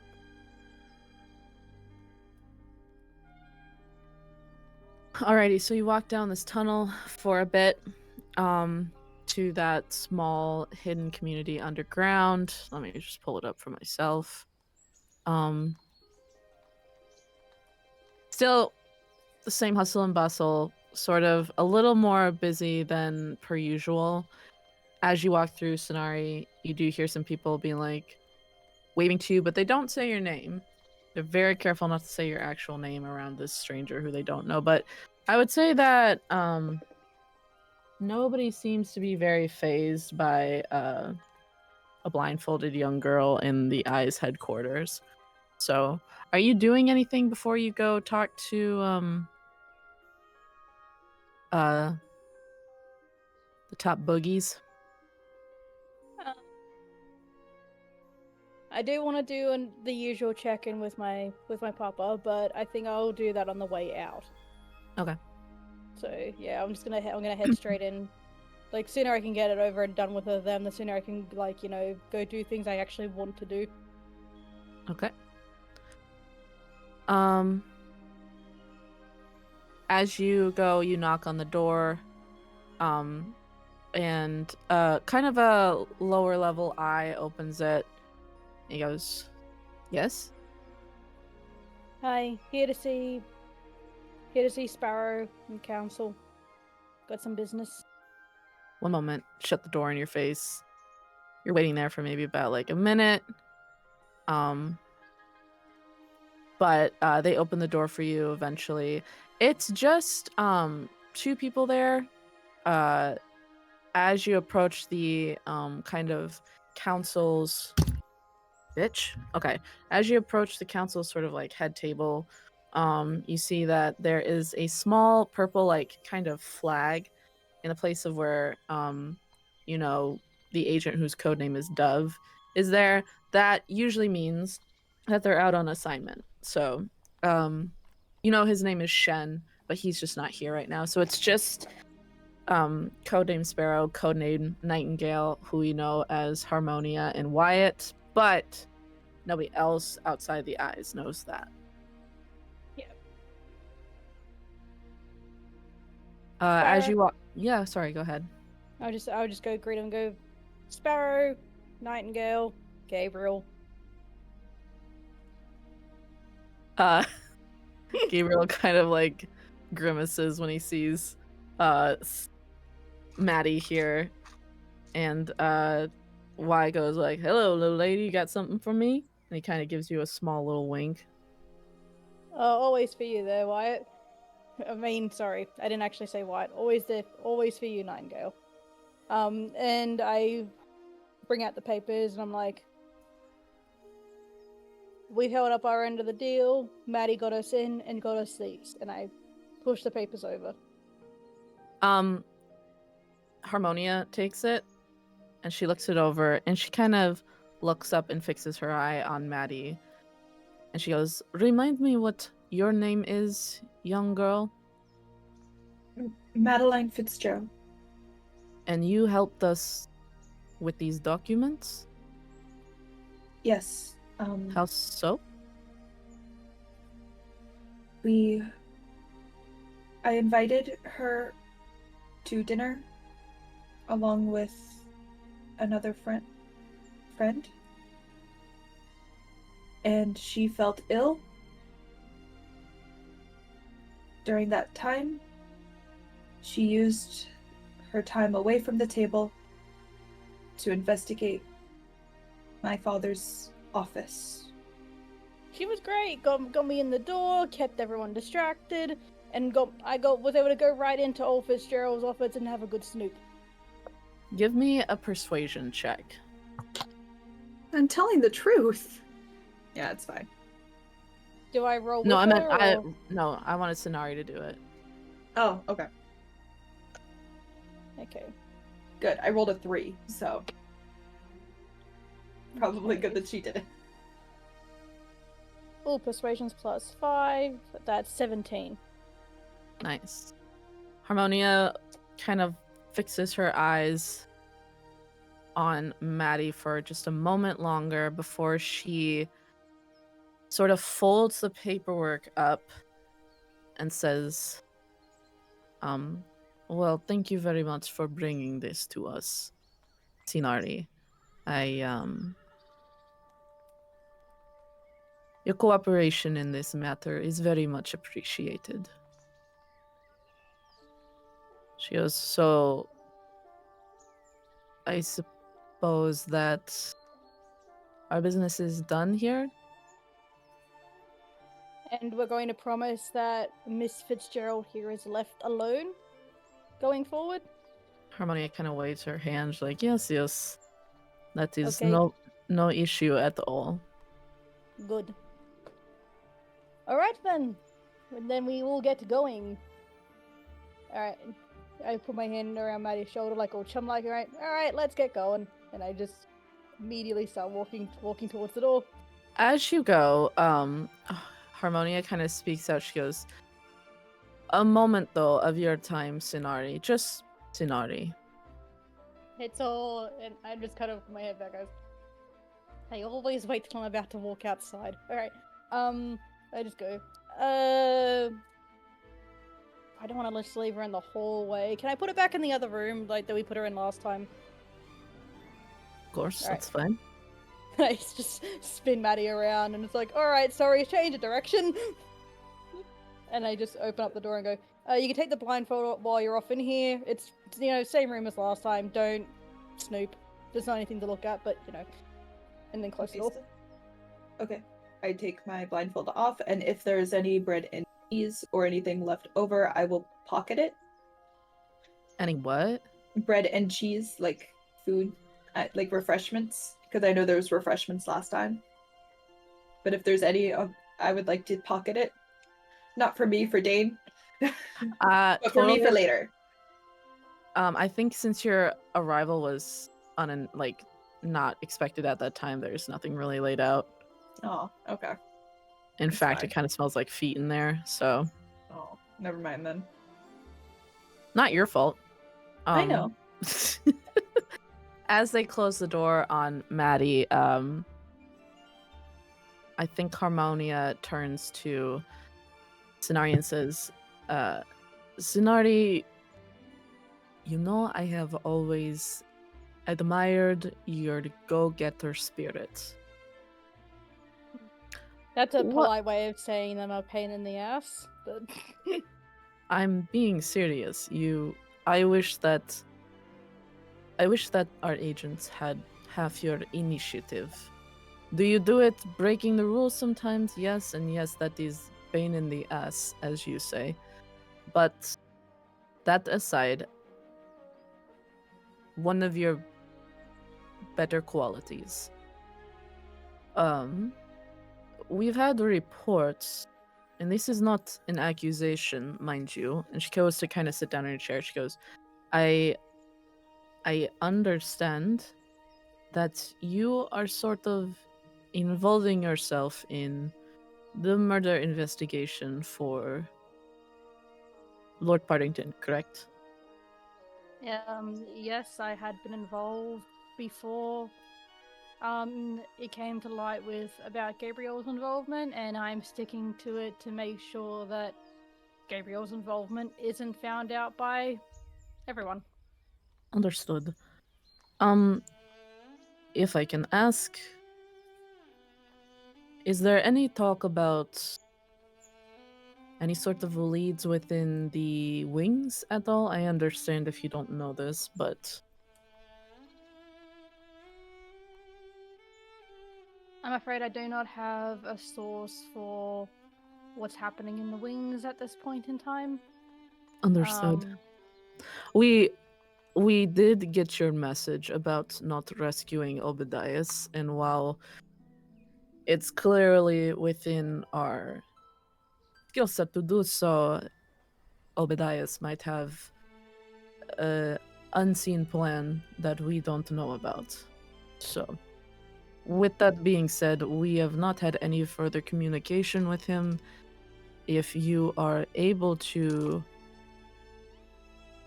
perhaps check on him at some point, see if his mind is changed at all about that, that would be much appreciated. He is one of us, Of course. as you know. Of course. I do not intend to leave him there at all. I didn't think you if- would. If he doesn't want to be rescued, I would like to find out why. So, yes, I can take some time to investigate him, possibly tomorrow. You can see that Gabriel looks a little uncomfortable. He goes, if I can cut in, I think that Obadias is not wanting to be broken out because while he is seen as semi-innocent, I think he might worry that being broken out might lead into the wings sort of looking more closely at what's going on here. Why he was broken out, who broke him out, what means were made to break him out. It could all very much bring eyes down on the eyes. So I think he's just trying to be careful. Understandable. In that case, I will not intervene or do anything unless justice once again fails and we have to save his life.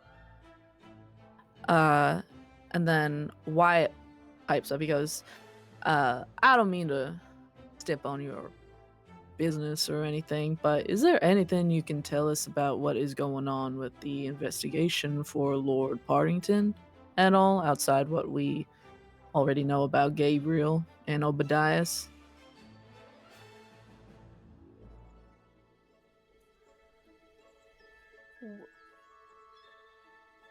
During our investigation of Lord Fitzgerald, we've come across paperwork which indicates that he is storing the plant which turned into the poison that killed Lord Partington. So my intention was to do further investigation on that and that paper trail. So this girl's father is the one holding the plants that killed him? Doesn't that kind of implicate him? I mean, it's kind of obvious. I mean, of course, but I've also met this man, and forgive me, but I do not think that this man has the brainiac mastermind trait to go through this much effort. He seems to be, if he wanted someone killed, he would just slap them with a glove and do a duel at dawn. Has there been any more information on this person who approached Gabriel at all? This benefactor person, or this this sort of messenger? I've put out some feelers in an attempt to see if I could lure him out. Unfortunately, I have not heard anything back yet. Do not have any details on identity at this point in time. When I do, I'll be sure to inform you. And if we're lucky, Gabriel can be the one that swings the sword. Gabriel looks a bit uncomfortable. He goes, I appreciate your confidence in me, Sanari, but maybe it's best for everyone if I don't involve myself so much anymore. I'm not saying you're gonna involve yourself in the end. I'll bring him to you. All you gotta do is... Anyway, just was trying. This is just, I try and do an olive branch. I think I think you can tell that he 100% recognizes it, but it's more of a him thing. He goes, well, Yeah. I appreciate it regardless, genuinely. He goes, I know that my standing here is currently on, what's the word?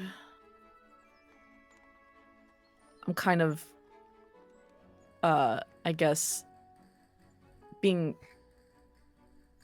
Holy crap, my brain is totally... You're on paper thin ice? I think I'm just on ice, but, Probation? Probation! Holy shit, that was going to actually bother me for a year. As I know that my standing here and any sort of, ability for me to reinstate myself on the council is currently in question right now, as I'm a bit on probation, but I would like to, outside of involving myself with this messenger, with the permission of the council, I would like to offer my services in any investigation here. I don't have to involve myself with any killings, perhaps, but if you need an extra set of eyes anywhere, and he turns to you, Sonari goes, I would just like to offer that if you need it at all. Sonari instinctively wants to be like, I'll be fine, but then she also remembers, like, I guess I get my recon from... Fine. Okay. Don't If you... don't ask if it'll make you uncomfortable. It's I not shouldn't have offered. I feel stupid now. It does. It's not that it makes me uncomfortable. It is the fact that, unfortunately, there is only 4 of us, and some rich people don't want to pull their weight and do a heist properly. Like, and you have no idea what the hell she's muttering about, but it's just like, I need Did she say heist? She said heist. I need recon on a place. Just general information, if you can, about this warehouse. I rattled off the address. I need to know the general security of this place. Anything that if you have any information currently that go on what, and anything about people who have previously been involved here, general Because security. I know the place you're talking about, actually, and we already have reconnaissance on that place already. He's kind of talking to himself, too, kind of doing the same thing you do. It's like, I have the paperwork in my house, but I could... Yeah, he goes, if you want, you can just stop by my place after you're done here with Sparrow and Nightingale, and then I will give you that information, if you like. Oh, fantastic. Convenient. Easy All right. peasy. Yes. Thank you. That will definitely be helpful. I'm gonna be popping in to see my Your father. father. Yes. Yeah. I'm going to be seeing him after this, and then I can leave Maddie there under Hai Sung's supervision while I come and get the paperwork from you. Gabriel kind of pipes her. He goes, "Listen, I don't want you to get angry, but Hai Sung had to run a couple times, like errands, get food, and so I've kind of been helping him take care of your father a little bit for you, just while he needs to leave and whatnot. I hope that's all right. I know you didn't ask, but I mean, I know your father as well. I just wanted to help." Papa trusts you, and he has trusted you for years. I'm fine with you looking after him. Okay, good. He goes, "Well, I will just, I actually came from watching over your father. He is currently sleeping, but I can pop over to my place, gather the relevant paperwork, and meet you at your spot then." All right, that works out for me. Fantastic. He nods, and then he gives a little bow to the council, and then he heads out the door, shutting it very quietly behind him. And Harmonia goes, "You are advancing a lot deeper into this investigation than I was at all anticipating." I know, it's like I'm good at my job. That was never in question, and you know that. You might be a bit of a rule breaker, but you are very good at your job. Thank you, thank you. She goes, "What Gabriel offered, any assistance you need, you know that you can reach out to us as well. You're not just our little minions. If we can help you, we will. Understood, young lady?" Understood. Barrow. Okay. She goes, "Well, you don't need to say this to her, but I am sorry for if we frightened your friend at all." I'm sure she understands that, but I will pass on the sentiment. Understood. Well, unless you had anything else you needed to share with us, you know where you can find myself and Nightingale. Dove is out on a mission currently, but you can also reach out with him as well. Yep. Just to be sure, it's not any mission that could possibly intersect with us, right? I'm not going to accidentally run into him in the middle of, like, doing my investigations and have to talk him into not trying to kill me. No, he knows who you are. He knows what you're doing. He will, of course, check with you before anything. Yep. Good to know. I literally do finger guns, and I'm like, see ya. I know you and him are very similar troublemakers, but he knows the rules. Yeah. I'm just like, well, not gonna drag out this goodbye. I'm gonna go pick up Maddie, and I'm going to head off. Right. Okay, sounds good. Later. And I go to the door. I'm just like, Maddie, blindfold on. I can hear you rolling your eyes. Again. And just like, and I open it up. All right, time to go. Let's go. And lead her out the doors towards my place. Okay. I think as you are walking down the road and kind of guiding Maddie, it might take you a little longer to get to your place than normal, enough so that you kind of intersect with Gabriel on his way back to your house. His arms are filled with paperwork. How much fucking recon have you done on this place? I'm sorry, I didn't know what might be pertinent. So I just kind of brought everything. I'm just like, well, thankfully, I hope High Song's cleared off the last of my father's invention from the dining table, and I'm just gonna like we can keep walking. He goes, well, I did a little bit of cleaning in there. It was getting to be a bit messy as Haisung's not much of a cleaner. No, High Song has the help for that sort of thing. While you know what Papa's like, his inventions, the dining table's not for eating, the dining table's for inventing. And like his inventing table is for inventing. Gabriel kind of smiles. He goes, yes, I have had many a dinner at your house. I think I found a gear in my soup one time. Oh, greasy gear soup. That's a good I cracked time. my tooth on it. It's not funny. It was a little funny. And then he holds open the door for you two as you kind of guide Maddie in. And your father has actually been moved to kind of a rocking chair in front of the fireplace. He said, like, your father's been wanting to walk a little bit. He sometimes gets his spells. He hasn't really talked much, but I figure it's better than him lying in bed all the time, wasting like his muscles and whatnot. No, it's better. It's best that he does get some exercise, as long as he's not still trying to get ready for the ball. Mm-hmm. No, he still has those moments, but I just think he's getting tired. I mean, he was doing better there for a while, but you can tell it's taking a little bit of a toll. And then he glances over at Maddie. He goes, is she okay to hear this? She's seen him. She's met him.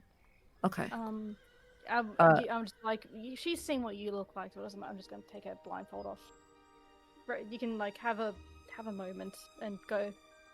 Because she has seen She's seen Gabriel. He goes, She's like, he stands up. He goes, I am extremely sorry for how I acted when we met. Tensions were high, and it was a very life or death moment, but I just wanted to say I'm sorry, Miss Fitzgerald.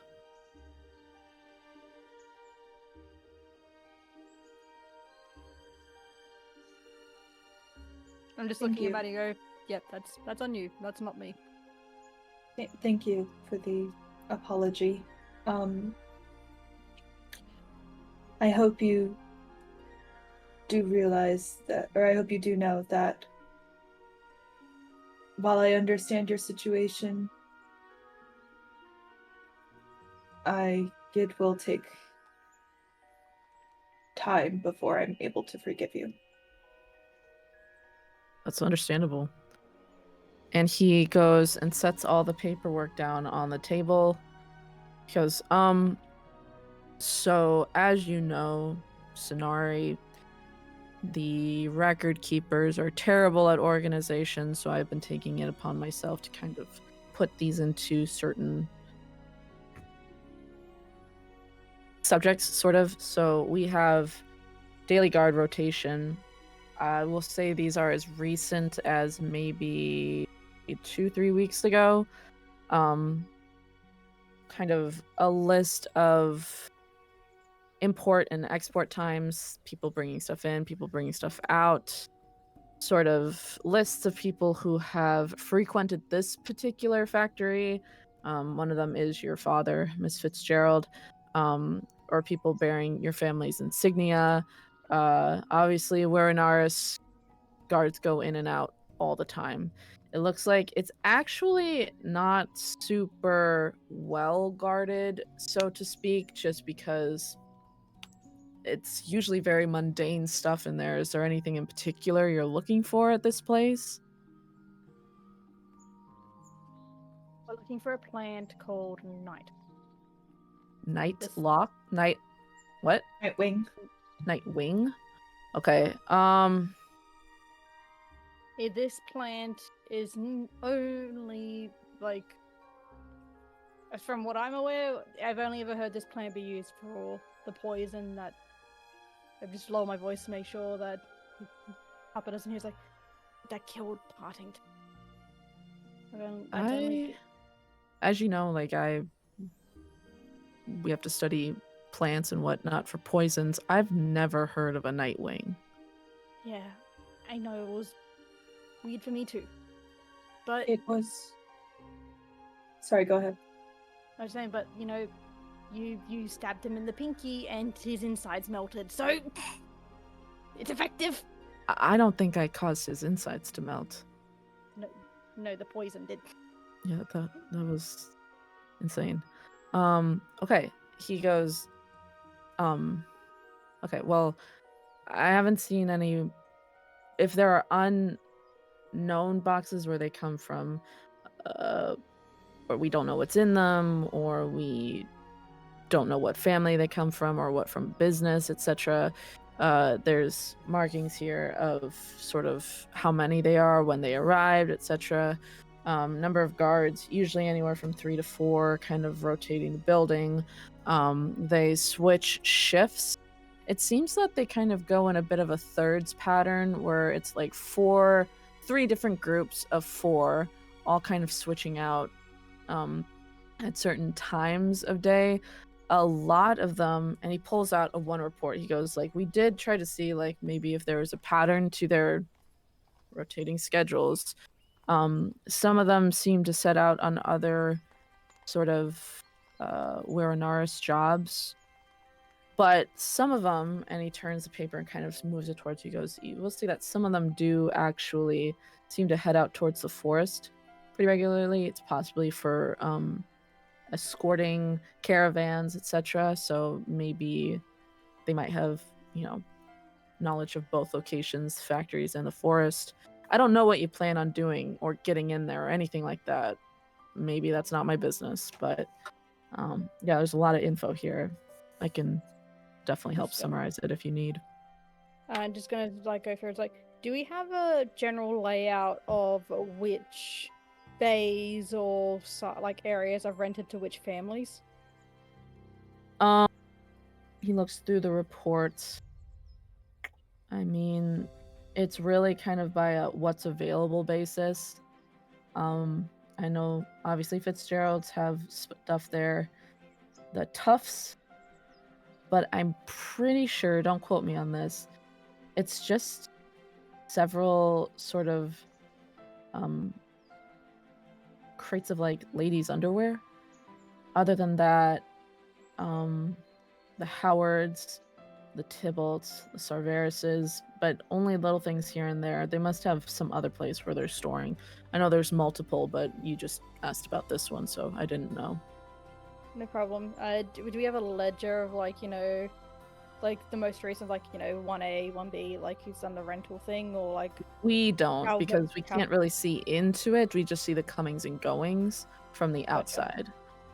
We haven't been able to get a man on the inside quite yet. They're very particular about who they kind of let in there. I've noticed it's more senior Wiranaris guards. People who've been there for like 5, 6, 7+ years, so... Do we have an idea on management that isn't guards? Like someone that would have run that, like, that turns up running, like, that looks like they ran an office or something? Someone, yeah. One of those people with a fancy pocket watch. He goes, I don't know his name, just because I can't quite find it on here right away, but I think there is just an older gentleman who shows up every so often. He is kind of a fancy guy, wears glasses, gray hair, a little bit balding on top, etc., mustache, kind of a belly, but he shows up kind of just to make sure everything's clicking like clockwork. There are a couple of regular employees who just work with like the checking in of people or like the filling out of like applications for spots in person, etc. But they arrive at usually about 8 in the morning and they leave at around 6 at night. Okay, so 6 at night. All right, so that 6 at night would be when the office is closed. Okay. Yes, they still have guards going. All right, so this is all really helpful. All right. Thank you, Gabriel. Anytime. Maddie, do you want to just go through to see if there's anything that might be pertinent? I'm just gonna check on Papa for Yeah. a second. Absolutely. Do you want to do an investigation check if you're looking for anything in particular? Yes. Like, also, I was, going to ask if there's anything in regards of, like, would the Jacksons been using this warehouse, possibly? But You can do an investigation check because he was just listing off ones that he knows pretty well. Yeah. But you can look through the paperwork and try to find a ledger of names that are pretty frequent there. yeah, that's mostly what I want to do, because it's like, I figure, I just had a weird hunch that's like, oh, that would be interesting if that was the case. Oh, okay. So, investigation, right? Mm-hmm. 18. 18. In addition to all the names that Gabriel listed, you do see Jackson. And you do see whatever the hell her husband's last name is. Who cares about him? Let's be honest. It would be hilarious if his name was Gerald Jackson. Gerald Geraldson. Gerald Jones. Yeah. Is that his actual? What was the name? His first name is Gerald. What's his It last started name? as a joke, and I figured that after she got me, I just figured that was the thing. But you know what? Let's call him Gerald Geraldson. I think that's really Yeah. fucking funny. Yeah, The let's just go ahead. Geraldsons as well. And Partingtons too. Okay. Interesting. So, the Jackson family and the Geraldson family, as well as the Partington family, have had business in that warehouse. And those are just like recently. the names that kind of jump out to you. It looks like almost any family in good standing in the city has some lot or some little thing in there. And even if they have like a tiny one, it's like what Gabriel said, there are tons of warehouses for storage all throughout the city. Some are a little more like intense about it and they store a lot of their business stuff there, but some of them it's just like family heirlooms, ladies' underwear, whatever. Yeah. So, yeah. But this is all for that specific warehouse. Correct. Got it. Interesting. Okay.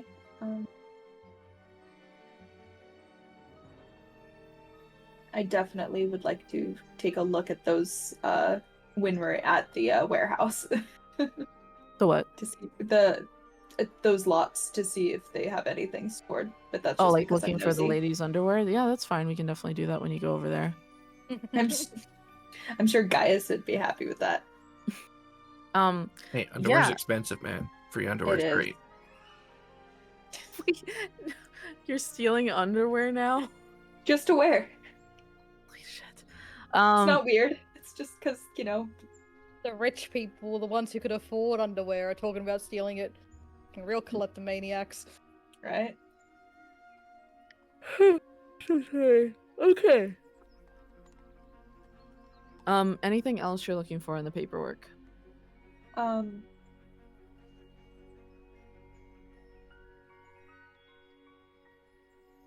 would say with an Would that 18, you did pretty well with that.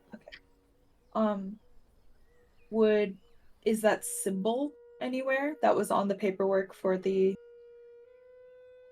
I think like the there's symbol that was like just... the hand? Sure.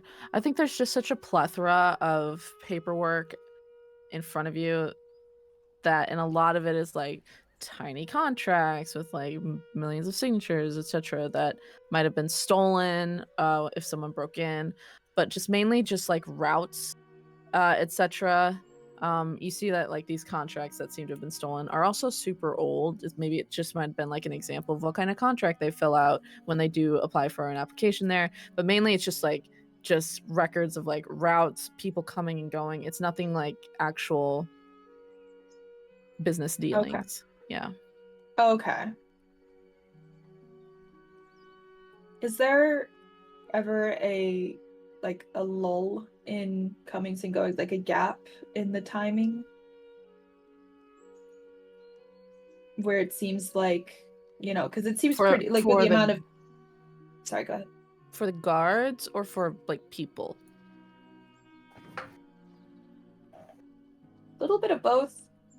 Just kind of like because it seems like such a frequently like people go in and out and everything all the time. Don't know if there's any like specific because we know about the guard shift change is not necessarily but it's like 3 Yeah, I would say that the and guard shift changers are the only things that kind of like have a lull because they have to, do the change. yeah.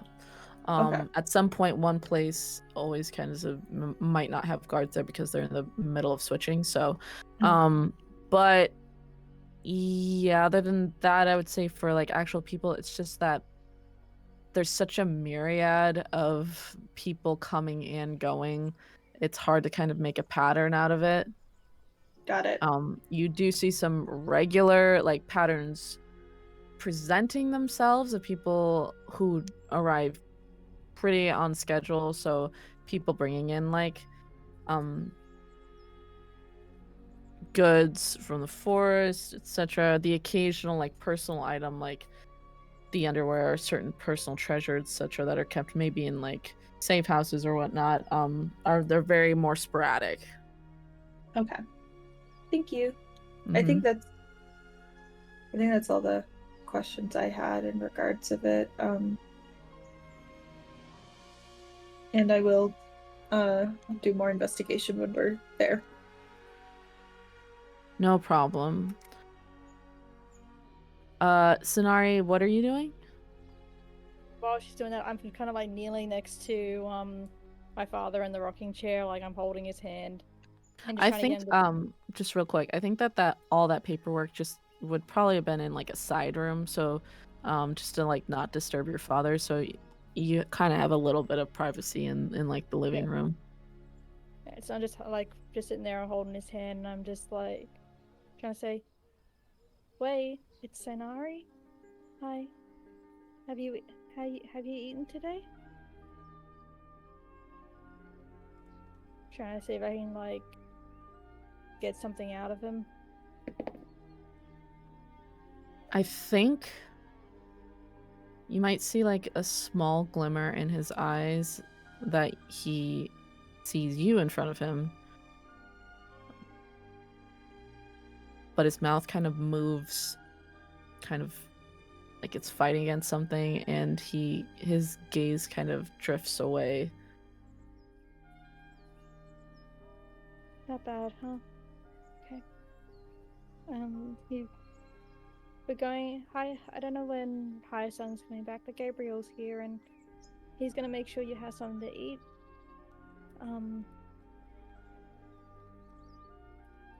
Maybe one day when you look at me, you'll recognize me again.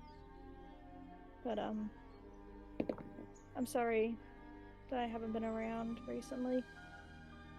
I promise you, I'm looking, and I'm not gonna stop till I bring him here. Can you roll me a straight charisma check? Straight, so charisma. Yeah. My charisma is +3, so it is 16. Okay. I think as you finish talking, that you're still looking, you're holding your father's hand, and you feel just the tiniest squeeze. But his face is still a bit blank, but you do feel a small squeeze of your fingers. Thank you. Good job. All right. At that moment, Gabriel kind of walks in. He's like, I made soup for your dad. Nobody Yep. told me he likes it spicy. I had to figure that out myself. And he sets a bowl down, 2 bowls down, because I could make you and Maddie one as well, if you like. Thank you. Check if she did not. check if she likes it spicy. She might be a tiefling, but me and Papa are a special breed. It's a separate thing, so nobody else has to die for this soup. You're all just weak. And That is true. I say that with like there is like I've got a tear welling up my eye from like having my dad squeeze my hand. But I'm just like, you're all just weak. You won't survive the winter. All right, come on. And I take the bowl and I try and get him to eat. Come on, it's your favorite. Do me a medicine check. Okay. Do I have anything in medicine? I have a +1 in medicine. 11. I think as you maybe try to spoon the soup into your father's mouth, maybe your hands are just a bit shaky, or maybe you're just not focusing very well, but you're not getting a lot in there. I think Gabriel kind of tries to help and sort of it's like I can do it if you want. Yeah, you've been doing it a little bit. You've been doing it for a little bit. We got a just rapport going on. Yeah, I've been so busy, and I mean, like, you know, at least he still knows you, remembers you from the before time. So yeah, yeah. I'm sure he remembers you too, Sonari. I talk about stuff to him when you're not here, and I talk about Hai Sung and my brother Asher and, you know, the council, etc. But he doesn't really seem to notice anything until I mention your name. Of course, still looks a bit far away, but his eyes seem to focus a little bit, so he knows who you are. The first time that this happened, he put a knife to my throat and asked me how I broke into the house. He wanted to know if he thought I was there to steal this, and I point to my necklace. And I go, because this... He kind of leans forward, he goes, like, may I? Yeah, I show him the necklace. Because this was his. Can you describe it? I had it written down. It's a plain locket. It's a locket with it's plain silver. And it has a dragon etched onto it, and the dragon's head. I would go for the full thing of a dragon, but its eye is a sapphire. And so, like, yeah, it's just a very simple oval locket with the dragon on it, and it's like the most expensive thing that she has because it's made of proper silver. But, like, you know, it's very subtle, and I, like, you know, and it's old. It's like, you know, it's older than her. He kind of nods and he goes, "This is very beautiful." Thanks. He thought you were stealing it? It was a gift to him from my other father. So, and... The other Werinaris? I assume that's why you were there the night of Lord Partington's death, then? Yeah. I'm trying to... I lost my window to be able to bring him back, and this whole investigation has kept pushing it back, and I know what Papa would say. Papa would tell me to keep going with my gut and follow the mystery to the end, you know, but I don't know how much longer he can last with me following this damn mystery.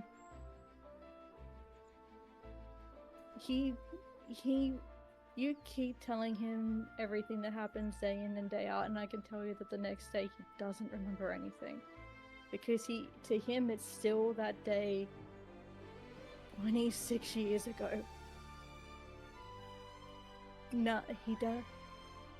The only people he knows are the people he knew on that day. I don't know why he reacts to my name. He shouldn't. He didn't because he doesn't. Every time that I've been here, I've had to say to him that I'm Sainari, his new maid.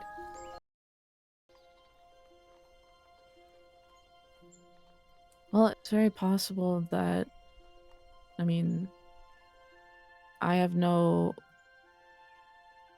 experience with curses or whatever happened with your father here, but from a medical standpoint, and we have to know our medicine here, but even in some of the worst mental declines that you see in maybe older folks, there's still some stuff that resonates true with them, and that's sometimes music or a certain smell, or sometimes a person comes and it goes.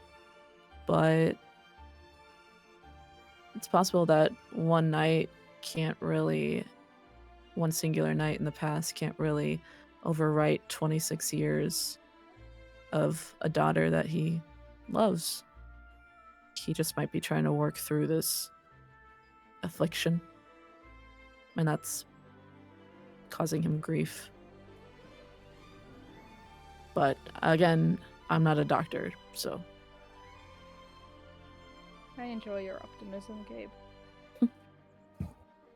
Less so lately, but thank you. Don't push it.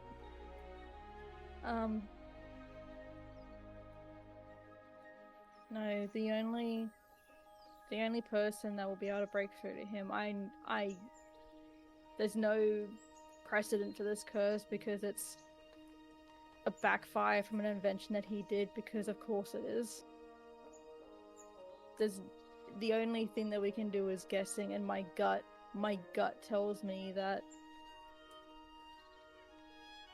once I can bring in my other father, it'll be okay. I don't know how, but Shin? yeah. So anything on the whatever you're investigating at the warehouse, I mean, they got Werenarises in and out of there. Maybe you'll be able to find something with your dad.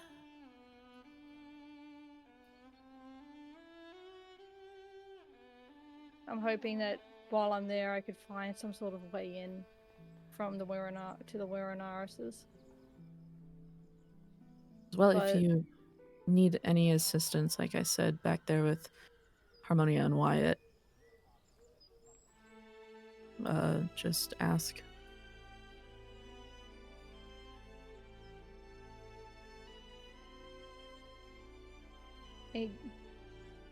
I know that my parents, it wasn't a breakup of sorts. It was more distance out of self-preservation.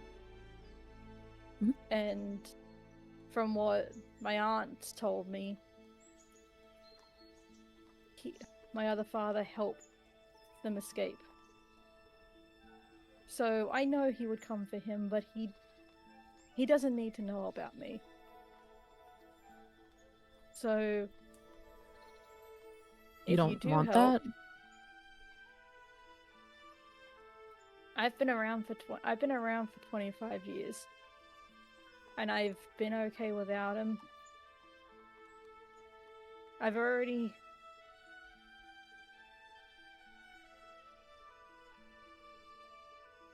a burden on one parent's life. I don't need to be a burden on the other. He comes, he fixes my father, and then we deal with it from there. But he doesn't need to do right by a common thief girl with a lot of blood on her hands. Gabriel kind of goes like, I don't mean to be rude. Your very smart. Clearly. Sometimes you can be really dumb. Because you're not a burden on anyone. I wish you would kind of get it through your head that, yeah, you're a troublemaker. And you break the rules, and you're really loud. And sometimes you're a bit of a know-it-all. I thought this was going to be a pep talk. He goes, but even with all of that, people still really like you and really care about you, and you're not at all a burden on your papa. And I think, spoken as a motherless bastard, Same. same. I think cutting yourself off prematurely, maybe you rethink that. You don't know. Maybe your dad would be thrilled to know that he's got a really smart-ass daughter with the man he loved. But maybe that's just me being way too optimistic again. I'll take your opinion under consideration. Which is scenario code for thanks but no thanks. And I just go, okay, we've probably been here for a little bit. I need to go through the paperwork and take what we need, because we can't. I can't leave the rich man and Gaius hanging for too long. Sorry, the who? Arborial. Arborial and Gaius are the other two who I've been helping with the investigation. Okay. Hold on. Wait a minute.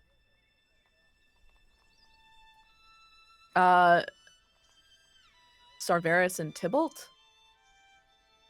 Do I have that right? Yep, that's them.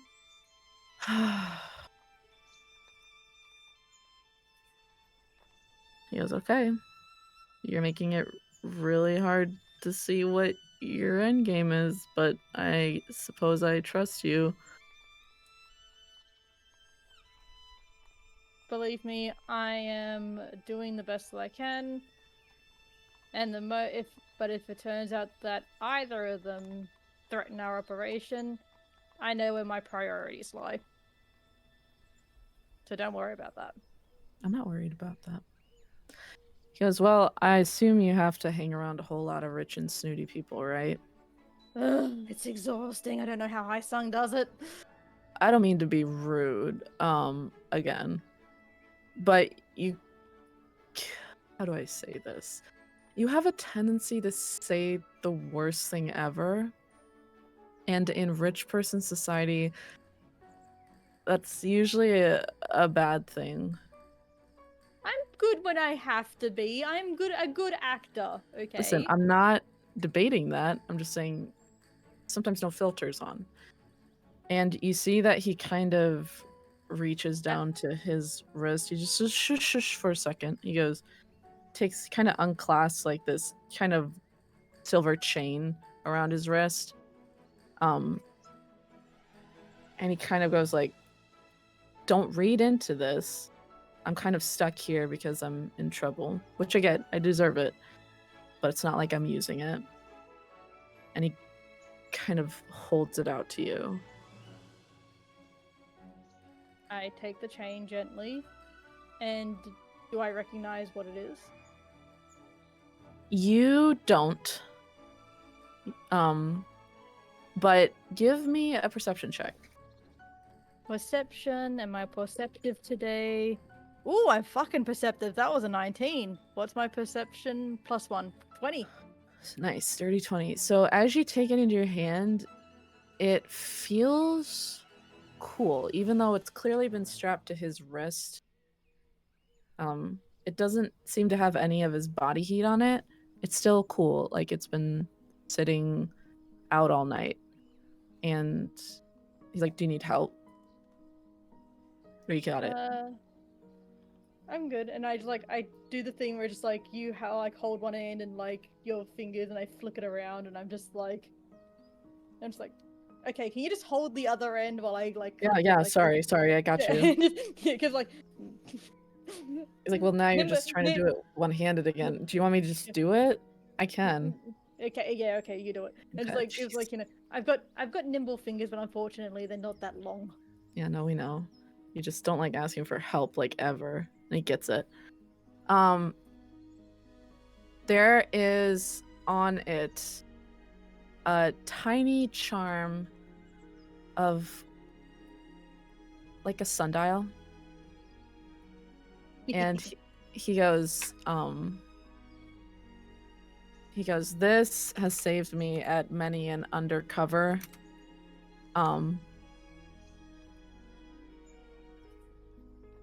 He goes, I don't really know how to explain it, but when I've said something that I was like, I shouldn't have said that.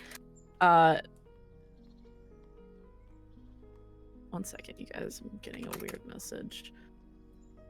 Okay, go away. He goes, sometimes when I've said something, when I'm supposed to be undercover, and I'm like, shit, shouldn't have said that.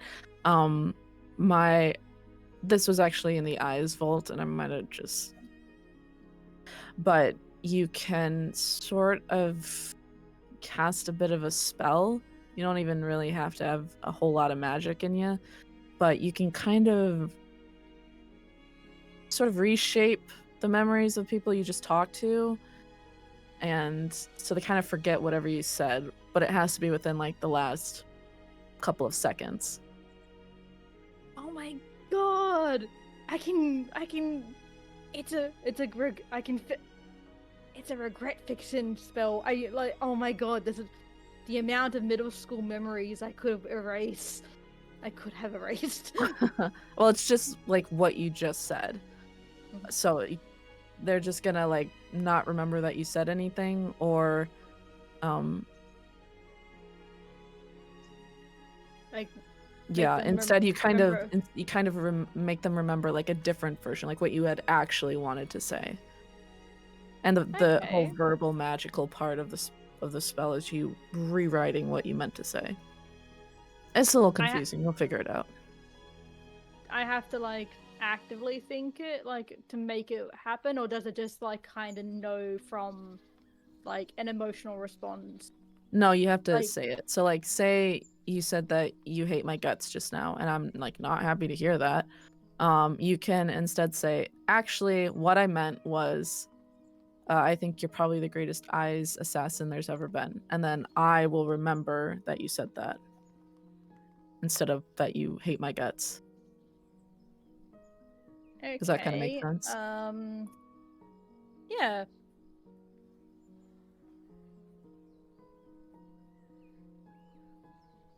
You try it if you want. I'm staring at it and thinking, I'm just going, I'm the one that broke your favorite bow when I was 10. Wait. Actually, what I meant was, I think I'm gonna get going over to my friend's house now. And as you do that, you feel like a warmth in your throat, like you just took like a nice warm drink of tea or like honeyed mead. And Gabriel goes like, "Oh, okay, sure. Nice seeing you." Kind of like you just abruptly were like, as you got it, you're like, "Okay, I'm leaving." I just give him a grin and I just kind of go, "Oh, this works." What? And I just go, "Thank you for this. This is great. I'll talk." No problem. Yeah. So just make sure he eats, and I'll be back soon. All right. Maddie, and it's like walk into the room. Anything good? I mean, there's no real lull to the people going in and out, so it seems like there will be plenty of people there when we go. And there's more people going in and out of the warehouse than I thought. With the, and I like pull out the ledger of like essentially the list. Yep. Families that have A lot. things including the Jacksons and the Geralds, which is Priscilla's husband family. Oh, even your friends involved in this. Well, not your friend exactly, but you know what I mean. We don't know what's stored there, but I am. Is that the as- Partingtons? Yeah, the Partingtons as well. Huh. We should also investigate whatever they've got stored there too. Absolutely. I mean, Alright. there doesn't have to be, poison in all of them. It could just be actually used for non-nefarious purposes, but I do think that this keep in mind. So she takes the ledger of them, and if she knows what location their stuff is stored at, she would probably write down where it would be stored at. But if that's not the case, then if she doesn't know, then don't worry about it. Yeah. I would say that a lot, like I said, a lot of the information they're gleaning is from outside of it. So the inner workings they of the don't know. inside, like lot numbers, specifics of that are not Okay. readily available to you. Okay. Yeah. But she is still going to take the paper with the list of families. Hell yeah. Yep, good idea. I'll grab the rotation, the guard rotations just to be safe, detail, and the list of the Wirinaris guards. And also the ones that mention which ones end up going to the forest, because it turns out that some of these people break off for the forest and everything. So, we'll make a note of that too.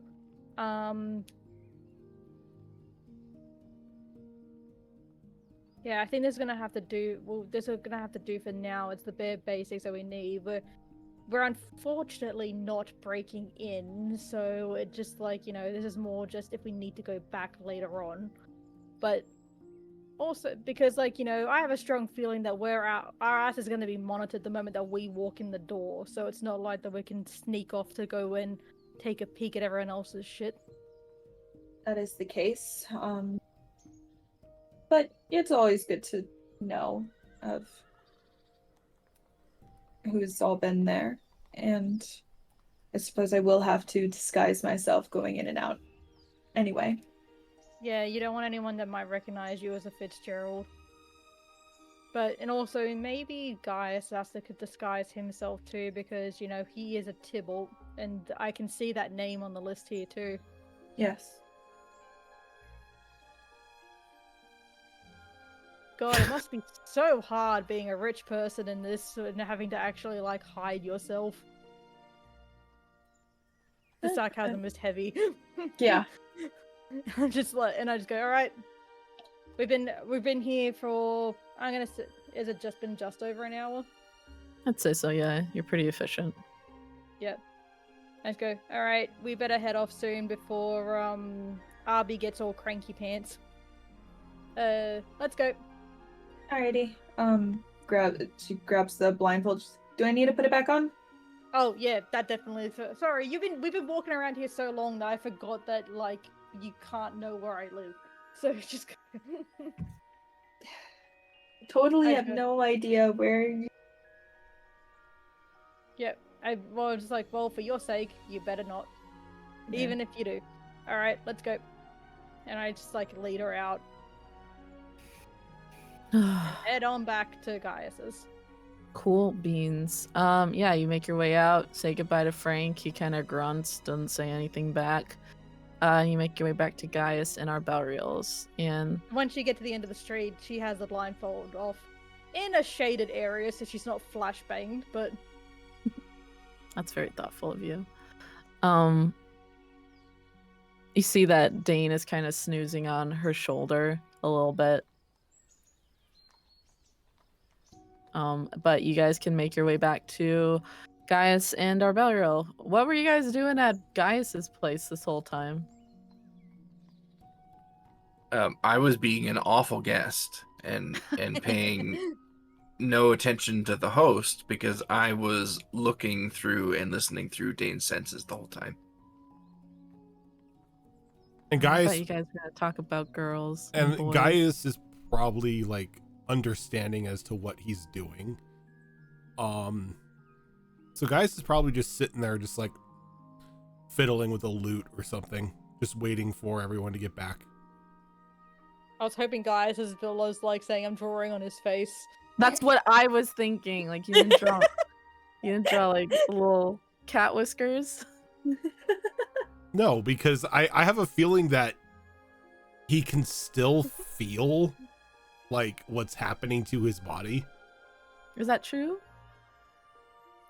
Yeah, it's like if you're wearing headphones that aren't noise canceling but are like over the ear headphones.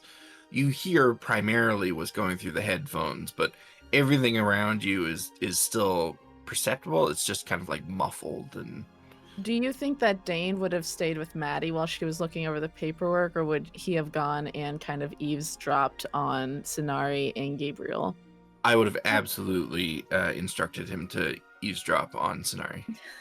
Okay. Well, fuck. But hidden, right? So she can't see Yeah, him. yeah, 100%. Like, Arbelriel makes no secret of the fact that he doesn't trust anything about the eyes. So, you know, he wants to be in the loop when it comes to their involvement in what we're doing. And all he got to do was listen to Sinari's family trauma. Yeah, right? childhood trauma. Yeah, I miss my papa. there is definitely several moments of maybe I shouldn't be listening to this right now, but he continues listening anyway. It just constantly heard me referring to you as the rich man. Yep.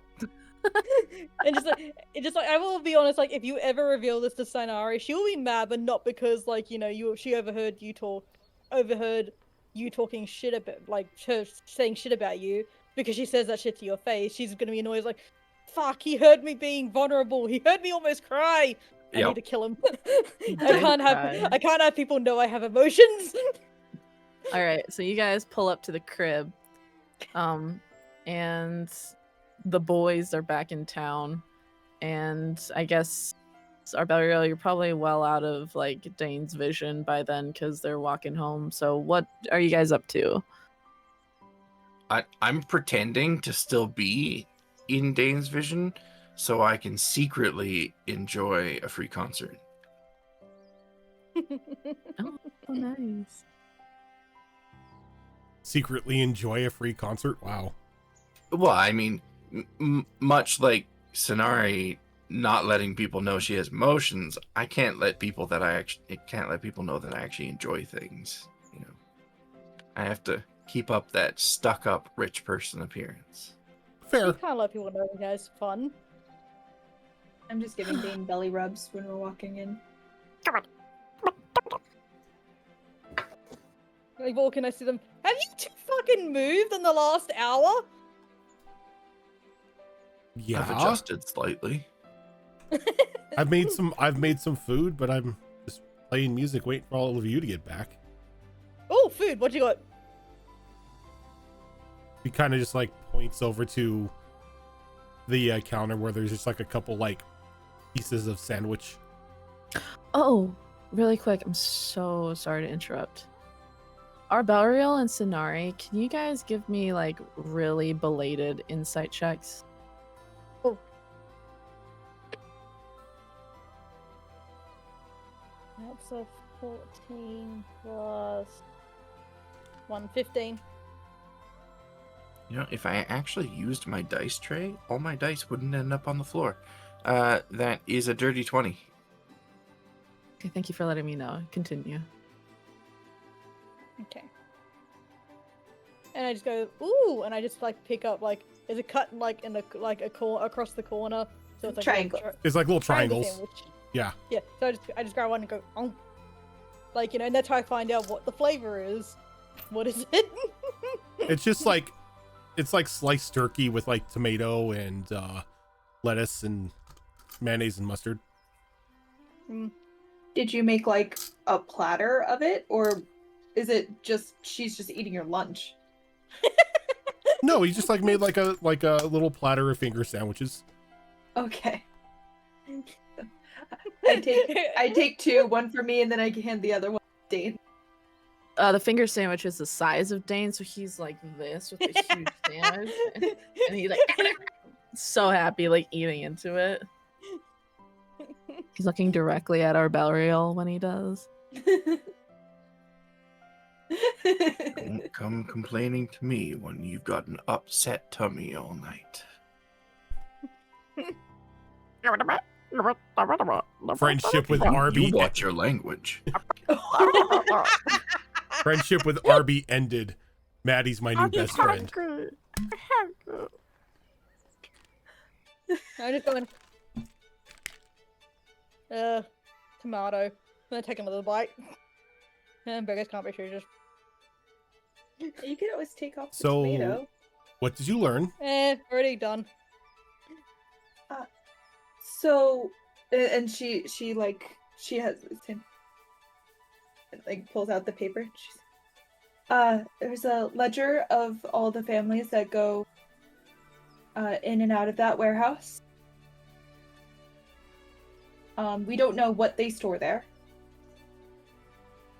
Apparently, sorry, go ahead. I was saying we also got a guard rotation right Yes. there. Right? Because apparently the guy who, stuck a knife against my neck, apparently he already did some recon at the warehouse. Ah. He's just like perusing the list. Seems like a majority of our families are already on here. Your families.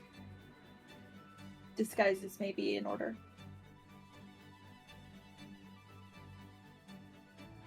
Yeah, I think I definitely well, except for Arby here, because he's gonna be all, the way in, I guess. But you definitely need a disguise, and she definitely needs a disguise Now, why do I'm I good. need a disguise? because the Tybalt name is on here. Yes, and I don't think a disguise is actually going to, disguise me. I guess there isn't many cat-like tieflings in the city. You kind of do stand out. And I mean, I just got given a publishing company, so I'm going to need storage for writing utensils and the like. Interesting idea. So what the two of you are going to be turning up, we would like to have a 2 lots, please.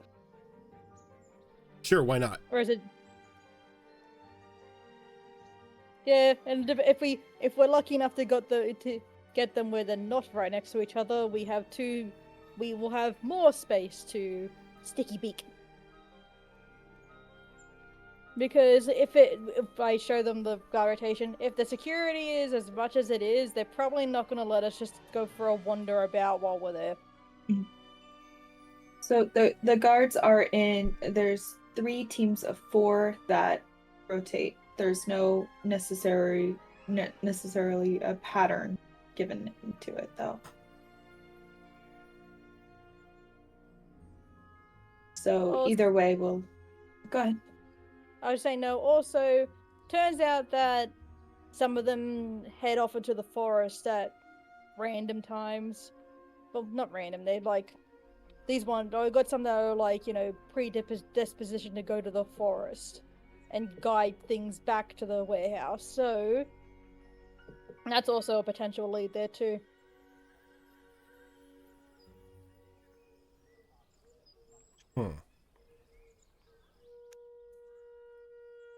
So Is when we the going?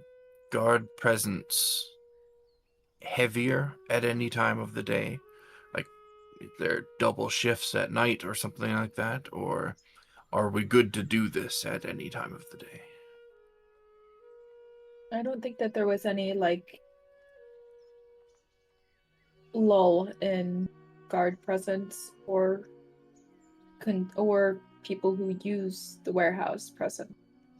It all seems to be busy at all hours. So we would have to do this covertly. Not necessarily a heist. Sorry, Sonari. Don't worry, one day I'll achieve a heist dream. This may just lead to a heist. Who knows? I've learned not to be too optimistic. It hurts too much when the hopes get crushed. Anyway, when are we heading out? Because I'd like to go make myself another sandwich if that's all good. Yeah, help yourself. Right. And I just like, you talk amongst yourselves and tell me when we're going. And I just like walk to the kitchen and start making food. I think think probably the sooner the better. Yeah, agreed. As soon as everyone has their clothing on, I think we can go. I mean, I'm already in, like, pretty non-fancy clothes and boots and everything. So I'll probably eat my sandwich and stuff, and then before I leave, I will cast Disguise Self. It lasts about an hour, or it lasts 1 hour. You should probably wait to cast that then.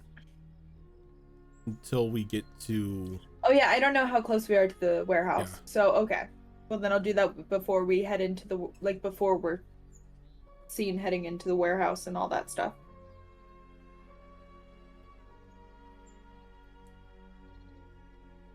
I don't know about you So guys. are you guys heading out now? It's kind of like middle of the day-ish. You guys are wanting to go like apply for lots? Yeah, I think so. Cute. Okay, sounds good. You guys can head on over there. And we're back in with a Scooby-Doo level sandwich. Are we good to go? We're heading out, yes. Fantastic. Just crush Scooby-Doo it sandwich, together. no tomatoes. No tomatoes. Lots of mustard, though. Mm. You mean the correct way to make a sandwich? Hmm. Tomatoes are awesome sandwich. Tomato, the best thing a tomato is for is being thrown at people. When I make sandwiches, no lettuce, no tomato. You have to make a fancy sandwich. Anyway. Okay. Says the rich girl. Let's go. So you guys are heading out to the warehouse. It's a little bit of a hike, just because the warehouse district is, as our Belriel said, a little bit, kind of tucked away, kind of right on the line between upper crust and lower edge. So kind of tucked more on the, west side of the city, kind of on a main road that both tees off towards the forest as you go a little farther north, and then west towards that sort of area of the ocean that's there, because it's a seaport town. So it's like kind of, there's technically the ocean on the west, south, and a little bit of the southeast side, but the north and the east kind of lead up towards the forest. And then the obviously upper crust, lower crust kind of bleed into like that eastern, western side. But yeah, so warehouse district, western side of the city, with enough, like a kind of a main traffic road that could lead to both the ocean and the forest as well. As you guys pull up, how are you guys getting there? Are you taking a McDonald's or? I think Yeah. we'll probably take a McDonald's, yeah. Okay, as you get in, you see there's a bit of an older gentleman there. He goes, "Welcome. My name is Barry. Is there anything you need? Where, like a water, or is the windows too high up? I could pull them down for you." Can I roll an insight check on this Barry? Yeah, same. This doesn't rhyme with McDonald. I was just I was about to ask him, what's Barry short for? Are Is you he- asking him that? Yeah, I'm just going, what's Barry short for?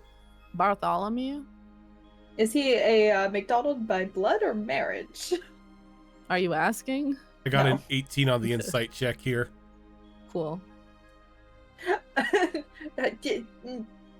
I got like a 4, Okay. so I got nothing. Gaius, you can tell Barry's nervous. Very nervous. You- He's like shuffling with the reins. He's like checking to make sure you guys are content back there. He's kind of rolling up the window, but making sure it's at the perfect angle where like you're still getting cool breeze in, but you're not getting like smacked in the face with it and your hair goes everywhere or anything like It that. could just be new. You okay there, Barry? Yes, sir. I'm sorry. Am I bothering you, sir? Oh no, it just. Are you new to the company? Oh, yes. Can I I just want to double check this because like I've not asked any specific questions about the McDonald's service, but does it have like a logo on the carriage or something, or Yeah, is it it's- always? So, can I just press my hand against it to see if the paint's fresh? No, it's legit. It's one of their carriages. They it's all still kind of okay. have they kind of all have like this blue velvet lining within their coaches. They're kind of known for like being blue and white colored. So you know it's a McDonald's one, and it's not even paint. It's kind of like it's like stenciled on almost, so painted onto the door. So it's it's a legit McDonald's carriage. This guy's name is just Barry. Can I do an investigation to the inside of the carriage? Sure. Look, his name doesn't rhyme with McDonald. You worry us.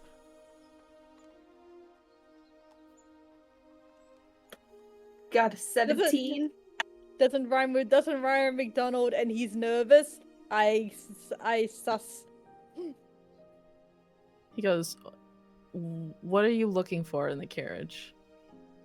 Anything that's like not a listening device, but just like anything out of the area. Jesus, you guys! There's no listening device. His name is just Barry. Yeah, that's what you tell us now, and then it's gonna be next season. We're gonna be dealing with the final boss, Bartholomew. Right? Yeah, like like, the look, BDEG is Barry. We've come across a Gronald, a Tonald, a Monald, Barry McDonald.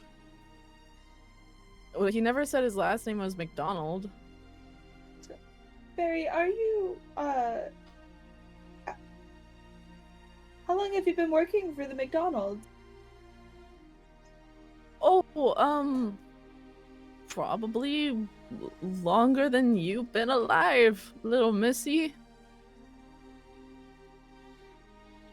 You're not helping your case. How old does this guy look? Like maybe mid-70s. Can I cast detect thoughts on him? And can I cast detect magic on this whole area? You guys! You can't just do suspicious things and not act and not expect us to. Welcome to He's being just a nervous. welcome to being a DM, Balls. Well, that's fine. It's fine. I'm just saying. Actually,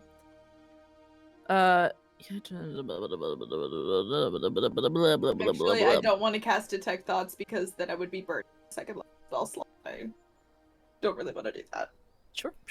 But I do want to cast detect magic because I can do that at will without expending a spell slot. You do detect magic. There is a bit of what kind of magic would that be? On the carriage itself, sort of the ability for it to just appear when you put an arm out to hail one, even if there's not one on the street. Some sort of like teleportation magic. Very light. Nothing like huge, like I can open a door to a different dimension or anything like that. But they just kind of roam the streets, and are able to sort of move over to where they are needed. But that's the extent of it. As for, are you casting it on Barry too? Yeah, it's an area. It is anything within 30 feet of me will get pinged, essentially. You can sort of sense a bit of. Oh, I'm not gonna say that actually. No magic. Okay, now I'm gonna cast Detect Thoughts. I don't care. Fine, you sense a bit of magic kind of coming from like his lower like waist sort of, and it's kind of, you feel like a bit of a chill. Not like a ooh, I'm scared chill, but like a refreshing breeze. I am going to stop concentration on detect magic. What up? Because where are we going, friends? It's a beautiful day. Bit hot. We are not telling him the exact address of where we're going. Just take us to the warehouse district. Of course, sir. And you take off. I Can am on my Sonara sit up guard the entire time. Can Sonara sit up in the next to him in the car, like up the front? So like, yeah, you can do that. yeah. So I sit next to him in the reins, and I'm just like, it's so crowded in there. Oh, And I yeah. just like kind of kick back and like next to him, with on there where he's like holding the reins and stuff. And I just go, why don't I just enjoy this here? That's fine by me, young lady. I gotta say, it's nice to see young folks all traveling together, making a day of it. I'm glad I could be of assistance. Watch out.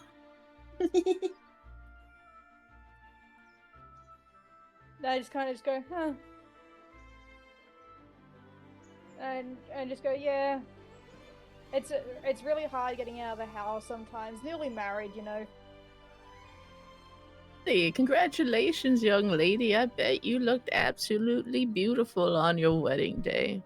Yeah, my wife thought so too. Oh, I bet she looked beautiful too. Oh, absolutely gorgeous. Most stunning vision. You married, Barry? Oh, my wife, Irma, she was beautiful. She passed on about 10 years prior.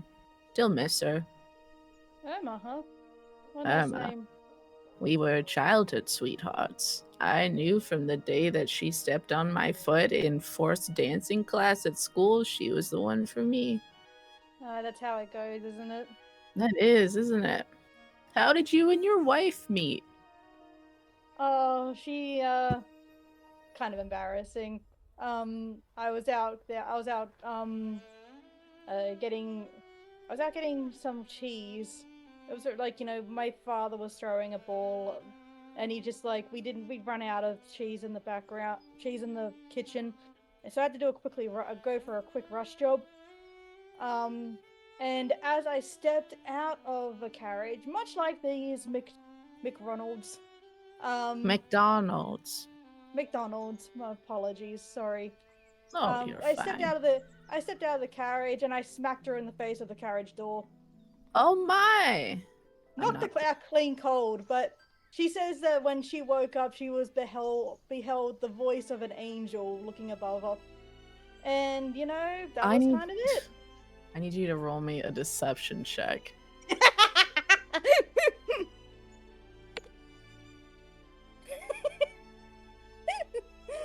You're gonna hate it. 13 plus 5, I got an 18. He goes, voice of an angel, huh? Yeah, Was- I didn't believe her Wait, either, but was that you? yeah, it was me. I was the only one that was there at the time. I thought maybe the driver, but guess not. No, the driver took off. Can you believe that? Took off the second I did it. I can actually. I feel like you would be a bit of a legal liability hitting people with doors and whatnot, but you know what? Maybe that's not my place. I can appreciate that. I really appreciate you sitting up front with me. I have to say, you guys are my first rides today. First rides today, huh? You Mhm. started the late shift then. No, I've been here since the morning, but I kind of got nervous about picking people up. Wow, what happened? I shouldn't get into it. Oh, come on. Who am I gonna tell? I I'm just could gonna- tell my manager or the manager. I don't really. Do I look like someone who really talks to management?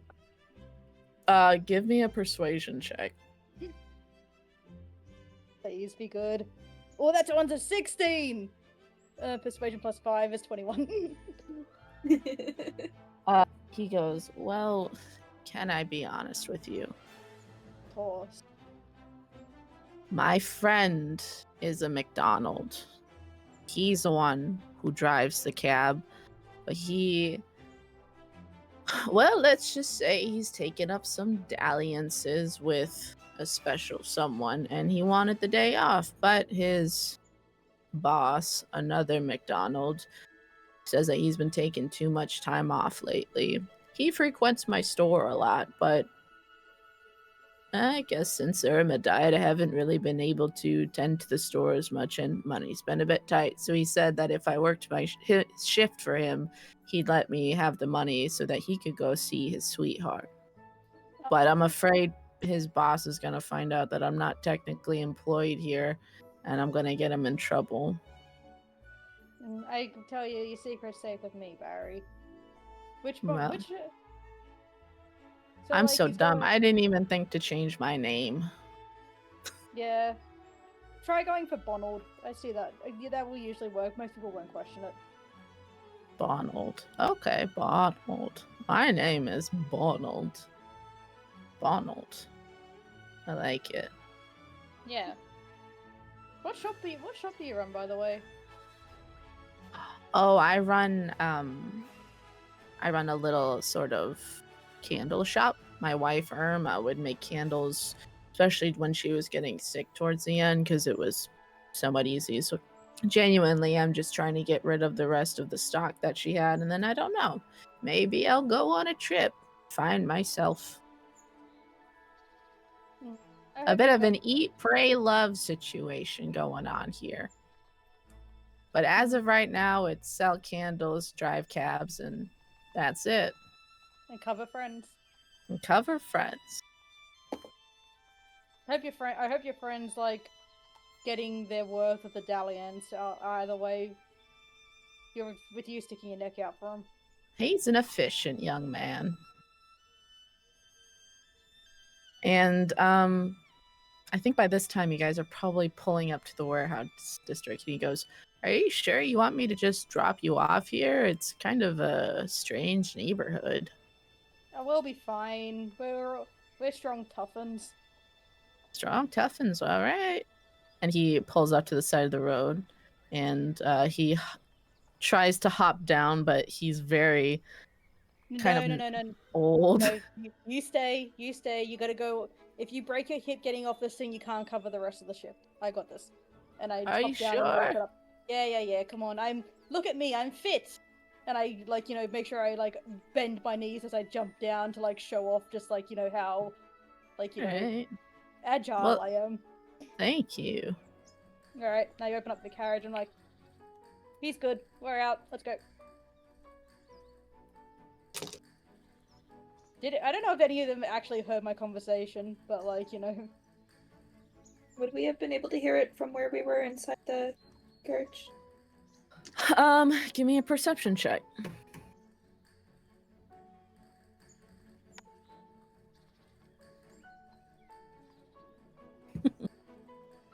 Good old Barry. 19. Yeah, you could hear it.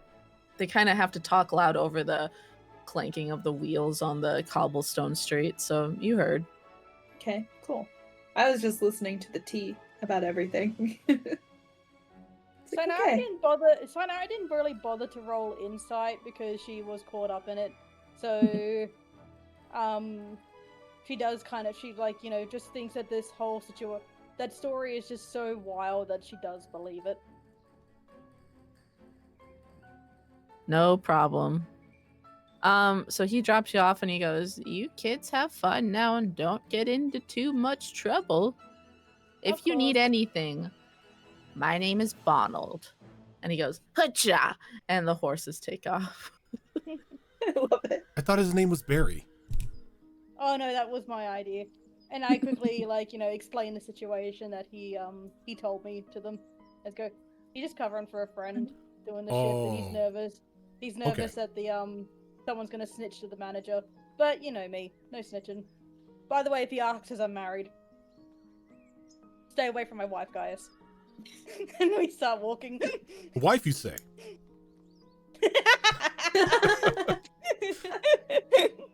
God. Took me way too long. I thought you meant like oh, like you're into both men and women, or maybe just women. I was like, duh, look at her. And then I realized, oh yeah, wife stealer. Like, oh, of course she's bisexual. She's a tiefling. Exactly. Thank you. Is Sainari the rule. bisexual or is she gay? Yeah. Oh, she's bisexual. Okay. Cool beans. As you guys walk down the street, you can kind of see this factory, or not this factory, this warehouse kind of come into view.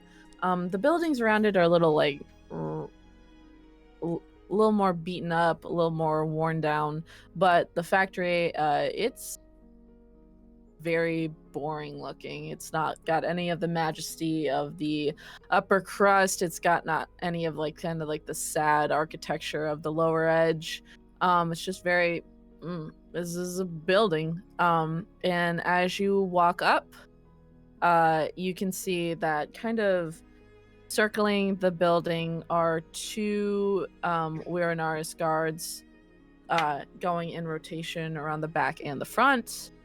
And as you approach, I think that's where we're gonna have to call it for this week on the downfall of propriety. Sorry, we went a little over. It's okay. I wanted to say before we get to the warehouse, like, too late.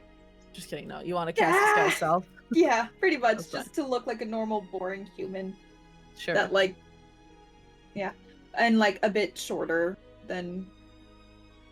Sure, we'll figure out the specifics and all of it that. next Like, time. it's just I look different than than who I am. For sure. All right, take it away, Rojan. Well, everyone, thank you so much for tuning on in today. This is your first time here. This is not the only show that we do. Coming up later tonight around 8 o'clock Pacific time is going to be another episode of the City of Redemption, which is our brand new Daggerheart game. Coming up on Monday will be another episode of Destiny Forged, which is our longest running show here on the channel, currently in its 4th campaign. Coming up every other Tuesday is Star Wars Tales of the Outer Rim, which is a Star Wars game run by Tiltbot. Coming up on Thursday will be another episode of... Is it Tricorn this week? I think it's Mass Effect this week. Yeah, you're right. It'll be Mass Effect Horizons, which is a Star Wars game run by Zorro. And on the alternating Thursdays is Tricorn Isles, which is another 5th edition game run by me. Coming up on next Saturday will be another episode of Withered Wastes, which is another 5th edition game that I run. Followed by 8 o'clock Pacific time, another episode of Vigilant 6, which is our superhero game. And then on alternating Saturdays, of course, you have us here at noon for the Downfall of Propriety, which is a Bridgerton-inspired little mini adventure run by Malls. And as I said, at 8 o'clock Pacific time is on the alternating Saturday is the City of Redemption, which is our Daggerheart game. But for now, we are going to head on out. Thank you so much, everyone, for tuning on in, and we will catch you at 8 for our Daggerheart game. Till then, have a good one. Bye.